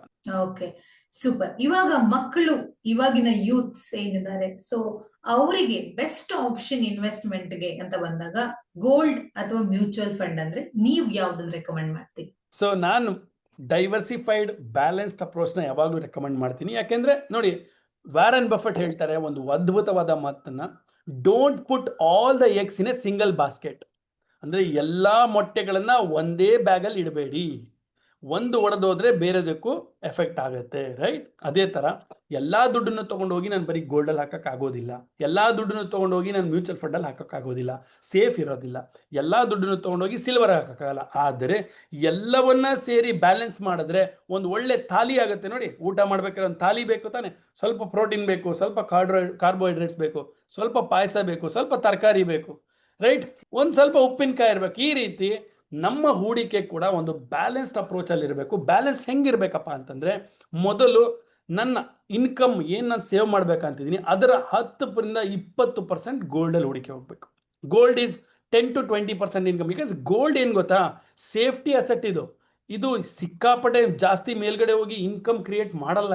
ಇದು ಇತ್ತ ದಿನಗಳಲ್ಲಿ ಅನ್ಸರ್ಟಿನಿಟಿ ಕ್ರಿಯೇಟ್ ಆಗಿರೋದ್ರಿಂದ ಇಷ್ಟು ಮೇಲ್ಗಡೆ ಹೋಗ್ತಾ ಇದೆ ಹೊರತು ಗೋಲ್ಡಿಂದ ದುಡ್ಡು ಮಾಡೋದು ಕಡಿಮೆ. ಆದರೆ ಗೋಲ್ಡಲ್ಲಿ ದುಡ್ಡು ಉಳಿತಾಯ ಆಗುತ್ತೆ, ಸೇವ್ ಆಗುತ್ತೆ, ಸೇಫ್ ಇರುತ್ತೆ. ಆದರೆ ನನಗೆ ಸೇವಿಂಗ್ ಮಾಡೋದ್ರಿಂದ ನನಗೆ ಹೆಲ್ಪ್ ಆಗಲ್ಲ. ಇವಾಗ ನಾನು ಗ್ರೋನೂ ಮಾಡಬೇಕು ದುಡ್ಡನ್ನ. ಇನ್ಫ್ಲೇಷನ್ 6% ಜಾಸ್ತಿ ಆಗ್ತದೆ ಪ್ರತಿ ವರ್ಷ ಆನ್ ಎನ್ ಅವರೇಜ್. ಅಂದರೆ 100 ರೂಪಾಯಿ ಬೆಲೆ 94 ರೂಪಾಯಿ ಆಗಿರುತ್ತೆ ಮುಂದಿನ ವರ್ಷ. 6 ರೂಪಾಯಿ ನಾನು ಹೇಗಾದರೂ ನಾನು ಇನ್ವೆಸ್ಟ್ಮೆಂಟ್ ಮಾಡಿ ಅದನ್ನು ಜಾಸ್ತಿ ಲಾಭ ಮಾಡಿಕೊಂಡು ನಾನು ಓವರ್ಕಮ್ ಮಾಡಲೇಬೇಕು. ಸೊ ಮಾಡಬೇಕು ಅಂತಂದ್ರೆ ಬರೀ ಗೋಲ್ಡಲ್ಲಿ ಮಾಡಿದ್ರೆ ಆಗೋದಿಲ್ಲ. So 20% of my investment should go in the gold. ಉಳಿದ ಒಂದು 30% ನನ್ನ ಮ್ಯೂಚುವಲ್ ಫಂಡಲ್ಲಿ ಹೋಗ್ಬೋದು. ಸೊ ಮ್ಯೂಚುವಲ್ ಫಂಡಲ್ಲಿ ನಾವು ಏನು ಮಾಡ್ಬೋದು, ಎಮರ್ಜೆನ್ಸಿ ಫಂಡ್ ಅಂತ ಒಂದು 10% ಇಟ್ಕೋಬೇಕು ನಾವು. ಯಾವಾಗಾದ್ರೂ ಮುಂದಿನ 6 ತಿಂಗಳು 1 ವರ್ಷಕ್ಕೆ ಏನಾದರೂ ಅರ್ಜೆಂಟಾಗಿ ನನಗೆ ಏನಾದ್ರು ತೊಂದರೆ ಬಂದರೆ, ಪ್ರಾಬ್ಲಮ್ ಬಂದರೆ, ಫ್ಯಾಮಿಲಿಯಲ್ಲಿ ಏನೋ ಇಶ್ಯೂ ಆದರೆ, ಹೆಲ್ತ್ ಕನ್ಸರ್ನ್ ಇದ್ದರೆ, ಈ ಥರದ ಎಲ್ಲ ಹೂಡಿಕೆಗಳ ಪಾರ್ಟಲ್ಲಿ ನಾನು 30% ಮ್ಯೂಚುವಲ್ ಫಂಡಲ್ಲಿ ಹೂಡಿಕೆ ಮಾಡಬೇಕು. ಸಿಲ್ವರಲ್ಲಿ ಒಂದು 5% ಹೂಡಿಕೆ ಮಾಡಬೇಕು. 20% ಗೋಲ್ಡಲ್ಲಿ ಮಾಡಿ, 30% ಮ್ಯೂಚುವಲ್ ಫಂಡಲ್ಲಿ ಮಾಡಿದ್ರೆ 5% ಸಿಲ್ವರಲ್ಲಿ ಹೂಡಿಕೆ ಮಾಡಿ, ಇನ್ನು ಉಳಿದ ಎಲ್ಲ ಅಮೌಂಟಲ್ಲಿ ನಾವು ಡೈರೆಕ್ಟಾಗಿ well known stocks, Indian stock ಮಾರ್ಕೆಟಿನ ವೆರಿ ಗುಡ್ ಸ್ಟಾಕ್ಸನ್ನು ಫೈಂಡ್ ಔಟ್ ಮಾಡಿಕೊಂಡು ಡೈರೆಕ್ಟಾಗಿ ಹೂಡಿಕೆ ಮಾಡ್ಬೋದು. ನಾನಿಲ್ಲಿ ಹೇಳ್ತಾ ಇರೋದು ಏನನ್ನು ಬಿಟ್ಟು ಅಂದರೆ ಇನ್ಶೂರೆನ್ಸ್ನ ಬಿಟ್ಟಿದ್ದೀನಿ ಇಲ್ಲಿ. ಅದನ್ನೆಲ್ಲ ಮಾಡಿದ ಮೇಲೆ ಲಾಸ್ಟ್ ಹೂಡಿಕೆ ಮಾಡಬೇಕಾದ್ರೆ ಏನು ಮಾಡಬೇಕು ಅಂತ ಹೇಳ್ತಾ ಇದ್ದೀನಿ. ಇನ್ಶೂರೆನ್ಸ್ ಮುಂಚೆ ಮಾಡಲೇಬೇಕು, ಕಿಡ್ಸ್ ಎಜುಕೇಷನ್ ಪ್ಲಾನಿಂಗ್ ಮಾಡಲೇಬೇಕು, ಟರ್ಮ್ ಇನ್ಶೂರೆನ್ಸ್ ಒಂದು ತೊಗೊಂಡೇ ಇರಲೇಬೇಕು, ರೈಟ್? ಈ ಥರದ್ದೆಲ್ಲ ಬೇಸಿಕ್ ನೀವು ಮಾಡಲೇಬೇಕು. ರಿಟೈರ್ಮೆಂಟ್ ಪ್ಲಾನಿಂಗ್ ಸೇವಿಂಗ್ ಮಾಡಲೇಬೇಕು. ಇದನ್ನು ಹೊರತುಪಡಿಸಿ ನಾನು ಒಂದು ಅಮೌಂಟನ್ನು ಸೇವ್ ಮಾಡ್ತೀನಿ, 10,000 ರೂಪಾಯಿ ತಿಂಗಳ ಸೇವ್ ಮಾಡ್ತೀನಿ ಅಂದರೆ ಅದರಲ್ಲಿ ನಾನು ಏನು ಮಾಡಬೇಕು? 2,000 ರೂಪಾಯಿ ಗೋಲ್ಡ್ಗೆ ಹೋಗಬೇಕು, 3,000 ರೂಪಾಯಿ ಮ್ಯೂಚುವಲ್ ಫಂಡ್ಗೆ ಹೋಗಬೇಕು, 500 ರೂಪಾಯಿ ಸಿಲ್ವರ್ಗೆ ಹೋಗಬೇಕು, ಇನ್ನು 50 ರೂಪಾಯಿ ಉಳಿತಾ ಇನ್ನು 10 ರೂಪಾಯಿ ಎಮರ್ಜೆನ್ಸಿ ಫಂಡ್ಗೆ ಇಟ್ಕೋಬೇಕು, ಇನ್ನು 40 ರೂಪಾಯಿ ಡೈರೆಕ್ಟ್ ಸ್ಟಾಕ್ ಮಾರ್ಕೆಟಲ್ಲಿ ಟಾಪ್ ಇಂಡಿಯನ್ ಸ್ಟಾಕ್ ಮಾರ್ಕೆಟಿನ ನಿಫ್ಟಿ 50 ಸ್ಟಾಕ್ಸ್, ಟಾಪ್ ಸ್ಟಾಕ್ಸಲ್ಲಿ ಅನಾಲಿಸಿಸ್ ಮಾಡಿ ಫೈನಾನ್ಷಿಯಲ್ ಅಡ್ವೈಸರ್ನ ಹೆಲ್ಪ್ ತೊಗೊಂಡು ಒಳ್ಳೆ ಸ್ಟಾಕಲ್ಲಿ ಹೂಡಿಕೆ ಮಾಡಬೇಕು. ಬಿಕಾಸ್ ಅದರಲ್ಲಿ ನಮಗೆ ಕೆಲವೊಂದು ಸರಿ 20-30% CAGR ಕೂಡ ರಿಟರ್ನ್ ಸಿಗುತ್ತೆ. ಸೊ ಆ ಪೋರ್ಷನ್ ಸ್ವಲ್ಪ ರಿಸ್ಕಿ ಇರುತ್ತೆ. ಇನ್ನು ಉಳಿದ ಪರ್ಸೆಂಟ್ ಅಟ್ಲೀಸ್ಟ್ ಮ್ಯೂಚುವಲ್ ಫಂಡಲ್ಲಿ 30% ಸೇಫ್ ಇರುತ್ತೆ, ಗೋಲ್ಡಲ್ಲಿ ಉಳಿದ ಅಮೌಂಟ್ ಸೇಫ್ ಇರುತ್ತೆ. ಸೊ ಸಾಕಷ್ಟು ಜನ ಪೋಷಕರಿದ್ದಾರೆ. ಸೊ ಇನ್ನೇನು ಇನ್ನೊಂದು 10 ವರ್ಷ ಆಗುತ್ತೆ, 15 ವರ್ಷ ಮಗಳಿಗೆ ಮದುವೆ ಮಾಡ್ಬೇಕು, ಮಗನಿಗೆ ಮದುವೆ ಮಾಡ್ಬೇಕು, ಆದ್ರೆ ಈಗಲೇ ಚಿನ್ನವನ್ನ ತಗೊಂಡು ಇಟ್ಕೊಳ್ಳುವಷ್ಟು ಹಣ ಅವ್ರ ಹತ್ರ ಇಲ್ಲ. ಸೊ ಈಗ ಅವರಿಗೆ ಗೋಲ್ಡ್ ಮೇಲೆ ಇನ್ವೆಸ್ಟ್ ಮಾಡೋದಕ್ಕಾಗಲ್ಲ. ಸೊ ಮುಂದೆ ಆಫ್ಟರ್ 10-15 ಇಯರ್ಸ್ ಅವರಿಗೆ ಅಷ್ಟೊಂದು ಚಿನ್ನ ತಗೊಳ್ಳೋದು ಒಂದು ದೊಡ್ಡ ಹೊರೆ ಆಗಬಾರದು ಅಂದ್ರೆ ಅವ್ರು ಏನು ಮಾಡ್ಬೇಕು? Very good question. ಸೊ ಏನು ಅಂತಂದ್ರೆ, ಒಂದೇ ಸರಿ ಮುಂದೆ ಯಾವತ್ತೋ ಒಂದು ಬೇಕಾದಾಗ ಡೈರೆಕ್ಟಾಗಿ ನಾನು ಎಲ್ಲಿಂದ ದುಡ್ಡು ತರಬೇಕು, ರೈಟ್? ಅಲ್ಲಿಂದ ಅವತ್ತಿನ ದುಡ್ಡಿನ ಬೆಲೆ ಏನಾಗಿರುತ್ತೋ, ಅವತ್ತಿನ ಪ್ರೈಸ್ ಏನಾಗಿರುತ್ತೋ ನನಗೆ ಗೊತ್ತಿಲ್ಲ. ಸೊ ಹಾಗಾಗಿ ಇವತ್ತಿಂದನೇ ಆ ದಿನಕ್ಕೋಸ್ಕರ ನಾನು ಸೇವ್ ಮಾಡ್ತಾ ಹೋಗಬೇಕು, ಇವತ್ತಿಂದನೇ ಸೇವ್ ಮಾಡ್ತಾ ಹೋಗಬೇಕು. ಅದನ್ನು ಹೇಳಿದ್ದು digital ETF, right? SEBI registered ಅಕೌಂಟ್ಗಳ ಮುಖಾಂತರ ನೀವು ಡಿಜಿಟಲ್ ETF ಪರ್ಚೇಸ್ ಮಾಡ್ತಾ ಹೋಗ್ಬೋದು. ಪ್ರತಿ month on month SIP systematic investment plan ಮಾಡ್ತಾ ಹೋದರೆ ಆಟೋಮೆಟಿಕಾಗಿ ಕಟ್ ಆಗುತ್ತೆ, ಆಟೋಮೆಟಿಕಾಗಿ ಹೂಡಿಕೆ ಆಗುತ್ತೆ. 10 ವರ್ಷ ಆಗಲಿ 15 ವರ್ಷ ಆಗಲಿ, ಆ ದಿನ ಯಾವತ್ತು ನಿಮಗೆ ಬೇಕು ಅನ್ಸುತ್ತೋ ವಿಡ್ರಾ ಮಾಡಿ. ಯಾವುದೇ ರೀತಿಯ ಚಾರ್ಜಸ್ ಇರೋದಿಲ್ಲ, ಜಸ್ಟ್ ವಿಡ್ರಾ ಮಾಡ್ತೀರಾ. But long term capital gain tax ಇರುತ್ತೆ, LTCG ಅಂತ ಹೇಳ್ತೀವಿ. ಇಂಡಿಯನ್ ಮಾರ್ಕೆಟಲ್ಲಿ ನೀವು ಹೂಡಿಕೆ ಮಾಡಿದಾಗ, ನೀವು 5 ವರ್ಷನೋ 10 ವರ್ಷ ಆದಾಗ ನೀವು ವಾಪಸ್ ಸೆಲ್ ಮಾಡಿದಾಗ ಬಂದಿರೋ ಪ್ರಾಫಿಟ್ ಮೇಲೆ long term capital gain tax ಅಂತ ಒಂದು ಟ್ಯಾಕ್ಸ್ ಇರುತ್ತೆ. ಆ ಟ್ಯಾಕ್ಸ್ನ ಹೆಂಗಾದ್ರೂ ಕಟ್ಟಲೇಬೇಕು. ನಾವು ಗೋಲ್ಡ್ ಎಲ್ಲಾರ ಮಾಡಲಿ, ರಿಯಲ್ ಎಸ್ಟೇಟ್ ಎಲ್ಲಾರ ಹಾಕಲಿ, ನಾನು ಎದ್ರಲ್ಲಾರು ಹೂಡಿಕೆ ಮಾಡಲಿ, ನಾನು ಕೊನೆಗೆ ಸೆಲ್ ಮಾಡಿದಾಗ ನಾನು ರಿಯಲೈಸ್ ಮಾಡ್ತೀನಲ್ಲ ಪ್ರಾಫಿಟ್, ಅವತ್ತು ನಾನು ಗೌರ್ಮೆಂಟಿಗೆ ಟ್ಯಾಕ್ಸ್ ಕಟ್ಟಲೇಬೇಕು. ಈವನ್ ಫಿಸಿಕಲ್ ಗೋಲ್ಡನ್ನು ಹೋಗಿ ಮಾರಿದ್ಮೇಲೆ ದುಡ್ಡು ಬಂದರೂ ಅಲ್ಲೂ ಕಟ್ಟಲೇಬೇಕು. ಅದನ್ನ ನಾವು ಅವಾಯ್ಡ್ ಮಾಡೋಕ್ಕಾಗಲ್ಲ, ಸ್ಕಿಪ್ ಮಾಡೋಕ್ಕಾಗಲ್ಲ. ಸೊ ಹಾಗಾಗಿ ಡಿಜಿಟಲ್ ಮುಖಾಂತರ ನೀವು ಸೇವ್ ಮಾಡ್ತಾ ಹೋದರೆ ಪ್ರತಿ ತಿಂಗಳು ನಿಮಗೊಂದು ಕ್ಯಾಲ್ಕುಲೇಷನ್ ಗೊತ್ತಾಗುತ್ತೆ. ನೋಡ್ತಾ ಇರ್ಬೋದು, ಯಾವತ್ತೋ ಬಿದ್ದಿದೆ ಅಂದಾಗ ಇಮಿಡಿಯೇಟಾಗಿ ಪರ್ಚೇಸ್ ಮಾಡ್ಬೋದು. ಸೊ ಆಮೇಲೆ ಏನು ಅಂದರೆ, ಗೋಲ್ಡನ್ನ ಹೋಗಿ ಫಿಸಿಕಲಿ ನಾವು ಅಂಗಡಿನಲ್ಲಿ ಹೋಗಿ ತೊಗೋಬೇಕು ಅಂದರೆ ನೀವು ಅದು ಓಪನ್ ಇದ್ದಾಗೆ ಹೋಗಿ ತೊಗೋಬೇಕು. ಅಷ್ಟೊತ್ತಿಗೆ ನಾಳೆ ಹೋದಾಗ ಪ್ರೈಸ್ ಚೇಂಜ್ ಆಗಿಬಿಟ್ಟಿರುತ್ತೆ. ಬಟ್ ಇದಾದರೆ ಹಂಗಲ್ಲ, ಲೈವ್ ಮಾರ್ಕೆಟಲ್ಲಿ ನೋಡ್ಕೊಂಬಿಟ್ಟು ಪ್ರೈಸ್ ಕಮ್ಮಿ ಇದ್ದಾಗ ನೀವು ಆಟೋಮೆಟಿಕ್ ಪರ್ಚೇಸ್ ಇಡ್ಬೋದು, ಆಟೋಮೆಟಿಕ್ ಆರ್ಡರ್ ಇಡ್ಬೋದು. GTT ಆರ್ಡರ್ ಅಂತ ಹೇಳ್ತೀವಿ, ಗುಡ್ ಟಿಲ್ ಟ್ರೇಡೆಡ್ ಆರ್ಡರ್ಸ್ ಅಂತ ಹೇಳ್ತೀವಿ. ನಾವು ಕೂಡ ನಮಗೆ ಈ ಪ್ರೈಸಿಗೆ ಬಂದಾಗ ಪರ್ಚೇಸ್ ಮಾಡಬೇಕು ಅಂತ ನಾವು ಪ್ಲ್ಯಾನ್ ಮಾಡ್ಕೊಂಡು ಆ ಪ್ರೈಸಿಗೆ ಬೈ ಆರ್ಡರ್ಸ್ನ ಪ್ಲೇಸ್ ಮಾಡಿಡ್ಬೋದು. ಮತ್ತು ಮಂತ್ಲಿ ಸಿಸ್ಟಮ್ಯಾಟಿಕ್ ಇನ್ವೆಸ್ಟ್ಮೆಂಟ್ ಪ್ಲ್ಯಾನ್ನ ಸೇಫ್ ಮಾಡಿಡ್ಬೋದು. 20 ವರ್ಷ 30 ವರ್ಷ ಆದಮೇಲೆ ಇದು ಹೆಮ್ಮರವಾಗಿ ಬೆಳೆದಿರುತ್ತೆ ಈ ದುಡ್ಡು. ಆವಾಗ ಆ ದುಡ್ಡನ್ನ ತೊಗೊಂಡು ನಿಮ್ಮ ಮಕ್ಕಳಿಗೋ ನಿಮಗೋ ಗೋಲ್ಡ್ ಬೇಕು ಅಂದರೆ ಆವಾಗ ದುಡ್ಡನ್ನ ತೊಗೊಂಡು ಅವತ್ತಿನ ರೇಟಿಗೆ ಪರ್ಚೇಸ್ ಮಾಡ್ತೀವಿ. ಸೊ ನನ್ನ ಕೊನೆಯ ಪ್ರಶ್ನೆ, ಸೊ ಇವಾಗ ಎಲ್ರಿಗೂ ಗೊತ್ತು ಗೋಲ್ಡ್ ಲೋನ್ ಅಂತಂದ್ರೆ ನಮ್ಮಲ್ಲಿ ಇರುವಂತ ಗೋಲ್ಡ್ ಇಟ್ಟು ಮತ್ತೆ ಅಮೌಂಟ್ ತಗೊಳ್ಳೋದು ಅಂತ.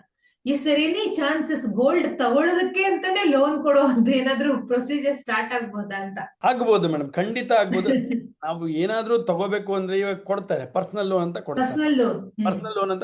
ಪರ್ಸನಲ್ ಲೋನ್ ತಗೊಂಡ್ಮೇಲೆ ನೀವು ಈ ಪರ್ಸನಲಿ ಎದಕ್ಕಾದ್ರೂ ಯೂಸ್ ಮಾಡಬಹುದು, ಬಟ್ ರೇಟ್ ಜಾಸ್ತಿ ಇರುತ್ತೆ. ಬಟ್ ಇನ್ನೊಂದು ಐಡಿಯಾ ಹೇಳ್ತೀನಿ ಕೇಳಿ. ರೀಸೆಂಟ್ ಆಗಿ ಒಂದು ಐಡಿಯಾ, ಫಾರ್ ಎಕ್ಸಾಂಪಲ್ ನೋಡಿ, ನನ್ನ ಹತ್ರ ಗೋಲ್ಡ್ ಇದೆ ಇವಾಗ, ಓಕೆ? ನನ್ನ ಹತ್ರ ಒಂದು 5 ಲಕ್ಷ ರೂಪಾಯಿ ಗೋಲ್ಡ್ ಇದೆ ಎಕ್ಸಾಂಪಲ್. ಬಟ್ ಫಿಸಿಕಲ್ ಗೋಲ್ಡ್ ದುಡಿಯಲ್ಲ ಏನು, ಓಕೆ? ಅದೇನು ದುಡಿತಾ ಇಲ್ಲ ಆ ದುಡ್ಡು. ಗೋಲ್ಡ್ ಸುಮ್ಮನೆ ನಾನು ಮನೇಲಿ ಇಟ್ಟಿದ್ದೀನಿ, ಅದೇನು ದುಡಿತಾ ಇಲ್ಲ. ಬಟ್ ಈಗ ನಾನು ಏನಾದ್ರು ದುಡಿಯಂಗೆ ಮಾಡ್ಬೇಕಲ್ಲ, ಈ ಗೋಲ್ಡ್ನ ದುಡಿಯಂಗೆ ಮಾಡ್ಬೇಕಲ್ಲ, ಏನು ಮಾಡ್ಬೋದು? ಈ ಗೋಲ್ಡ್ನ ತಗೊಂಡೋಗಿ ಬ್ಯಾಂಕಲ್ಲಿ ಇಡ್ಬೋದು. ಬ್ಯಾಂಕಲ್ಲಿ ಇಟ್ಬಿಟ್ಟು ಈ ಗೋಲ್ಡ್ ಮೇಲೆ ಲೋನ್ ತಗೋಬೋದು.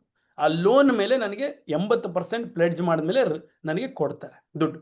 ಸೊ ನನಗೆ 5 ಲಕ್ಷ ರೂಪಾಯಿ ನಾನು ಏನು ಗೋಲ್ಡ್ ಇಟ್ಟೆ, 5 ಲಕ್ಷ ರೂಪಾಯಿ ವರ್ತ್ ಗೋಲ್ಡ್ ಇಟ್ಟೆ, ನಂಗೆ 3-3.5 ಲಕ್ಷ ರೂಪಾಯಿ ಅಂತೂ ವಾಪಸ್ ತಗೋಬೋದು. ಈ 3.5 ಲಕ್ಷ ರೂಪಾಯಿಂದ ಮತ್ತೆ ಗೋಲ್ಡ್ ಖರೀದಿ ಮಾಡ್ಬೋದು. ಈ 3 ಲಕ್ಷ ರೂಪಾಯಿಂದ ಮತ್ತೆ ಗೋಲ್ಡನ್ ಖರೀದಿ ಮಾಡ್ಬೋದು. ರೇಟ್ ಆಫ್ ಇಂಟ್ರೆಸ್ಟ್ ಏನು ಪ್ರತಿ ತಿಂಗಳು ಕಟ್ಟೋದನ್ನ ಕಟ್ತಾ ಹೋಗ್ಬೋದು. 3 ಲಕ್ಷ ರೂಪಾಯಿ ಕ್ಯಾಶ್ ನಿಮ್ಮ ಕೈಯಲ್ಲಿದೆ. ಅದನ್ನ ಸರಿಯಾಗಿ ನೀವು ಬಳಸ್ಕೊಂಡು ಹೆಚ್ಚಿಗೆ ಗೋಲ್ಡನ್ನ ಖರೀದಿ ಮಾಡ್ಬೋದು. Gold can buy more gold. Madam, rich people ಮಾಡೋದು ಇದೇ ಕೆಲಸ. ರಿಚ್ ಪೀಪಲ್ ಮಾಡೋದು ಇದೇ. ದುಡ್ಡಿರೋರು ಯಾವಾಗಲೂ ದುಡ್ಡು ಮಾಡ್ತಾರೆ ಅಂತಾರಲ್ಲ, ಯಾಕೆ ಹೇಳಿ? ಅವ್ರು ಮಾಡೋದೇ ಈ ಥರದ ಕೆಲಸ. ದುಡ್ಡಿರೋದನ್ನ ತೊಗೊಂಡಿರ್ತಾರೆ, ಅದನ್ನ ಹೋಗಿ ಮತ್ತೆ ಅಡ ಇಡ್ತಾರೆ, ಅದರಿಂದ ಲೋನ್ ತೊಗೋತಾರೆ, ಅದನ್ನ ಹೋಗಿ ಇನ್ನೊಂದು ಸೆಟ್ ಬೈ ಮಾಡ್ತಾರೆ. ಸೊ ಅಲ್ಲಿ ಇಂಟ್ರೆಸ್ಟ್ ಅಷ್ಟೇ ಪೇ ಮಾಡ್ತಾ ಇರ್ತಾರೆ. At the end of the day interest pay ಮಾಡ್ತಾರೆ. ಗೋಲ್ಡೇ ಆಲ್ರೆಡಿ 5-6% ಮೇಲೆ ಹೋಗ್ಬಿಡುತ್ತಲ್ಲ. ಲಾಸ್ಟ್ ನೀವು ಒಂದು ವರ್ಷದಲ್ಲಿ ನೋಡಿದ್ರೆ ಗೋಲ್ಡೇನ 50% ಮೇಲೆ ಹೋಗಿದೆ, ಸಿಲ್ವರ್ 135% ಮೇಲೆ ಹೋಗಿದೆ. ಅಲ್ಲಿ ರೇಟ್ ಆಫ್ ಇಂಟ್ರೆಸ್ಟ್ ಕೊಟ್ಟರೆ 10%. ಇಲ್ಲಿ ನಮಗೆ ಸಿಕ್ಕಿರೋ ಲಾಭ 50% ಅಲ್ಲ. ಬಟ್ ಆದರೂ ಇದು ಸ್ವಲ್ಪ risky factor. Okay, risky factor. ಯಾರಿಗೆ ಐಡಿಯಾ ಇದೆ ಅವ್ರು ಮಾಡ್ಬೋದು. ಯಾರು ವಹಿವಾಟು ಮಾಡೋಕ್ಕೆ ಚೆನ್ನಾಗಿದೆ, ಯಾರಿಗೆ ದುಡ್ಡು ರೊಟೇಷನ್ ಆಗ್ತಾ ಇದೆ, ಅವ್ರು ಇದನ್ನು ಮಾಡ್ಬೋದು. ನಾನೇನು ಹೇಳ್ತೀನಿ, ಲೋನ್ ತಗೊಂಡು ಗೋಲ್ಡ್ ತಗೊಂಡ್ರು ಪರವಾಗಿಲ್ಲ. ಯಾಕೆ ಹೇಳಿ? ಅಸೆಟ್ ಇದು. Gold is an asset. ನೀವು ಹೂಡಿಕೆ ಮಾಡ್ತಿರೋದು ಅಸೆಟ್ ಅಲ್ಲಿ, ಪರವಾಗಿಲ್ಲ. ಬಟ್ ಲೋನ್ ತಗೊಂಡು ಕಾರ್ ತಗೋತೀವಿ, ಗೊತ್ತಾ? ಅದು ಲಯಬಿಲಿಟಿ. ತಗೊಂಡು ಮನೆಗೆ ತಗೊಂಡ್ಬಂದು ಮಾರನೇ ದಿನದಿಂದನೇ ಅದು ರೇಟ್ ಬಿದ್ದಿರುತ್ತೆ. ಲೋನ್ ತಗೊಂಡು ಮೊಬೈಲ್ ತಗೋತೀವಿ, ಮಾರನೇ ದಿನದಿಂದ ಬೆಲೆ ಬಿದ್ದಿರುತ್ತೆ. So if you consider me, ಗೋಲ್ಡ್ನ ಲೋನಲ್ಲಿ ತೊಗೊಂಡ್ರು ತಪ್ಪಿಲ್ಲ. ಯಾಕೆಂದ್ರೆ it's an asset. Asset buy ಮಾಡಬೇಕಾದ್ರೆ ಲೋನ್ ತೊಗೊಂಡ್ರೆ ತಪ್ಪಿಲ್ಲ. ಲಯಬಿಲಿಟಿ ಪರ್ಚೇಸ್ ಮಾಡಿದಾಗ ಎಷ್ಟು ಇಂಟ್ರೆಸ್ಟ್ ಕಮ್ಮಿ ಕಟ್ತೀವೋ ಅಷ್ಟು ಒಳ್ಳೆಯದು ನನ್ನ ಪ್ರಕಾರ. ಕೊನೆಯದಾಗಿ ಸರ್, ತುಂಬಾ ಚಿನ್ನ ಹಾಗೇನೆ ಬೆಳ್ಳಿ ಇಷ್ಟೊಂದು ಏರಿಕೆ ಆಗ್ತಾ ಇದೆಯಲ್ಲ ಅಂತ ತಲೆ ಕೆಡಿಸ್ಕೊಂಡಿರುವಂತಹ ನಮ್ಮ ಭಾರತೀಯರಿಗೆ ನೀವೇನ್ ಹೇಳೋದಕ್ಕೆ ಇಷ್ಟಪಡ್ತೀರಾ? ಸೊ ಎಲ್ಲರಿಗೂ ದಿನ ಮಲ್ಗೋಕ್ಕಿಂತ ಮುಂಚೆ ಒಂದು ಕಡೆಯ ಪ್ರಶ್ನೆ ಎಲ್ಲರಿಗೂ ಕಾಡೋದಂದ್ರೆ ಏನು ಗೊತ್ತಾ? ಗೋಲ್ಡ್ ಬೆಲೆ ಯಾವಾಗ ಕಮ್ಮಿ ಆಗುತ್ತೆ, ಚಿನ್ನ ಯಾವಾಗ ಕಮ್ಮಿ ಆಗುತ್ತೆ, ನಾನು ಯಾವಾಗ ಖರೀದಿ ಮಾಡಬೇಕು? ಸೊ ನಾನೇನು ಹೇಳೋದು, ಯಾವಾಗ ಕಮ್ಮಿ ಆಗುತ್ತೆ, ಅವಾಗ ಕಮ್ಮಿ ಆಗುತ್ತೆ, ಇವಾಗ ಕಮ್ಮಿ ಆಗುತ್ತೆ ಅಂತ ಟೆನ್ಷನ್ ತಗೊಳ್ಳೋದನ್ನ ದೂರ ಇಡಿ. ನೀವು ಆಲ್ರೆಡಿ ಪ್ಲಾನ್ ಮಾಡ್ಕೊಂಬಿಡಿ. ಅದು ಏನಾದರೂ ಆಗಲಿ ಪ್ರೈಸ್, ನಾನು ಸಿಸ್ಟಮ್ಯಾಟಿಕಲಿ ಹೂಡಿಕೆ ಮಾಡ್ತಾ ಹೋಗ್ತೀನಿ, ಇರ್ರೆಸ್ಪೆಕ್ಟಿವ್ ಆಫ್ ಪ್ರೈಸ್ ಮೂಮೆಂಟ್. ಕಡಿಮೆ ಬಿದ್ದಾಗ ಜಾಸ್ತಿ ಮಾಡಿ. ಫಾರ್ ಎಕ್ಸಾಂಪಲ್, ಇವತ್ತು 1,000 ರೂಪಾಯಿ ಮಾಡ್ತೀರಾ ಈ ತಿಂಗಳು, ಮುಂದಿನ ತಿಂಗಳ ಗೋಲ್ಡ್ ಕಡಿಮೆ ಪ್ರೈಸಿಗೆ ಸಿಗ್ತಾ ಇದೆ ಅಂದರೆ 2,000 ರೂಪಾಯಿ ಮಾಡಿ. ಅದ್ರ ಮುಂದಿನ ತಿಂಗಳು ಗೋಲ್ಡ್ ಇನ್ನೂ ಕಡಿಮೆ ಬೀಳ್ತಾ ಇದೆ ಅಂದರೆ 3,000 ರೂಪಾಯಿ ಮಾಡಿ. ಅಂದರೆ ಎಷ್ಟು ಕಡಿಮೆ ಪ್ರೈಸ್ಗೆ ಗೋಲ್ಡ್ ಸಿಗುತ್ತೋ ಅಷ್ಟು ಹೆಚ್ಚಿಗೆ ಅಮೌಂಟ್ ಹೂಡಿಕೆ ಮಾಡಿ. ಎಷ್ಟು ಮೇಲ್ಗಡೆ ಹೋಗ್ತಾ ಇರೋನೋ ಅಷ್ಟು ಕಡಿಮೆ ಹೂಡಿಕೆ ಮಾಡಿ. ಸೊ ಇದಕ್ಕೇನಂತೀವಿ ನಾವು, ಲಾ ಆಫ್ ಅವರೇಜಿಂಗ್ ಅಂತ ಹೇಳ್ತೀವಿ. ಸಿಸ್ಟಮ್ಯಾಟಿಕ್ ಇನ್ವೆಸ್ಟ್ಮೆಂಟ್ ಪ್ಲಾನ್ ಮಾಡ್ತಾ ಹೋಗಿ, ತುಂಬ ಥಿಂಕ್ ಮಾಡಬೇಡಿ. ಸೊ ಸೇಫ್ ಅಸೆಟ್ ಇದೆ, safe asset will also keep growing for you. ಬಂಗಾರದಲ್ಲಿ ಹೂಡಿಕೆ ಮಾಡಿ, ಬಂಗಾರದ ಮನುಷ್ಯರಾಗಿ ಅಂತ ನಾನು ಹೇಳ್ತೀನಿ. ಸೊ ಚಿನ್ನದ ಬಗ್ಗೆ ಸಾಕಷ್ಟು ಕನ್ಫ್ಯೂಷನ್ ಅಂತೂ ಇತ್ತು. ಪವನ್ ಜೋಶಿ ಅವರೇ, ನಿಮ್ಮ ಮಾತಿಂದ ತುಂಬಾನೇ ಕ್ಲಾರಿಟಿ ಸಿಕ್ಕಿದೆ ಅಂತ ಅಂದ್ಕೊಳ್ತೀನಿ. ನಮ್ಮ ವ್ಯೂವರ್ಸ್ಗೂ ಕೂಡ ಸಾಕಷ್ಟು ಇನ್ಫಾರ್ಮೇಷನ್ ಸಿಕ್ಕಿರುತ್ತೆ. ಮುಂದಿನ ಎಪಿಸೋಡಲ್ಲಿ ಈ ಥರದ ಇನ್ನಷ್ಟು ವಿಚಾರಗಳ ಬಗ್ಗೆ ನಾನು ನಿಮ್ಮ ಜೊತೆಗೆ ಮಾತಾಡ್ತೀನಿ. ಈ ಒಂದು ಪಾಡ್ಕಾಸ್ಟ್ನಲ್ಲಿ ಇಷ್ಟೆಲ್ಲ ವಿವರವಾಗಿ ಡೀಟೇಲ್ಸನ್ನು ಹಂಚಿಕೊಂಡಿದ್ದಕ್ಕೆ thank you so much. Best ಎಂಟರ್ಟೈನ್ಮೆಂಟ್ಗಾಗಿ ಲೈಕ್, ಫಾಲೋ ಮತ್ತು ಸಬ್ಸ್ಕ್ರೈಬ್ ಮಾಡಿ ರೆಡ್ FM ಕನ್ನಡ.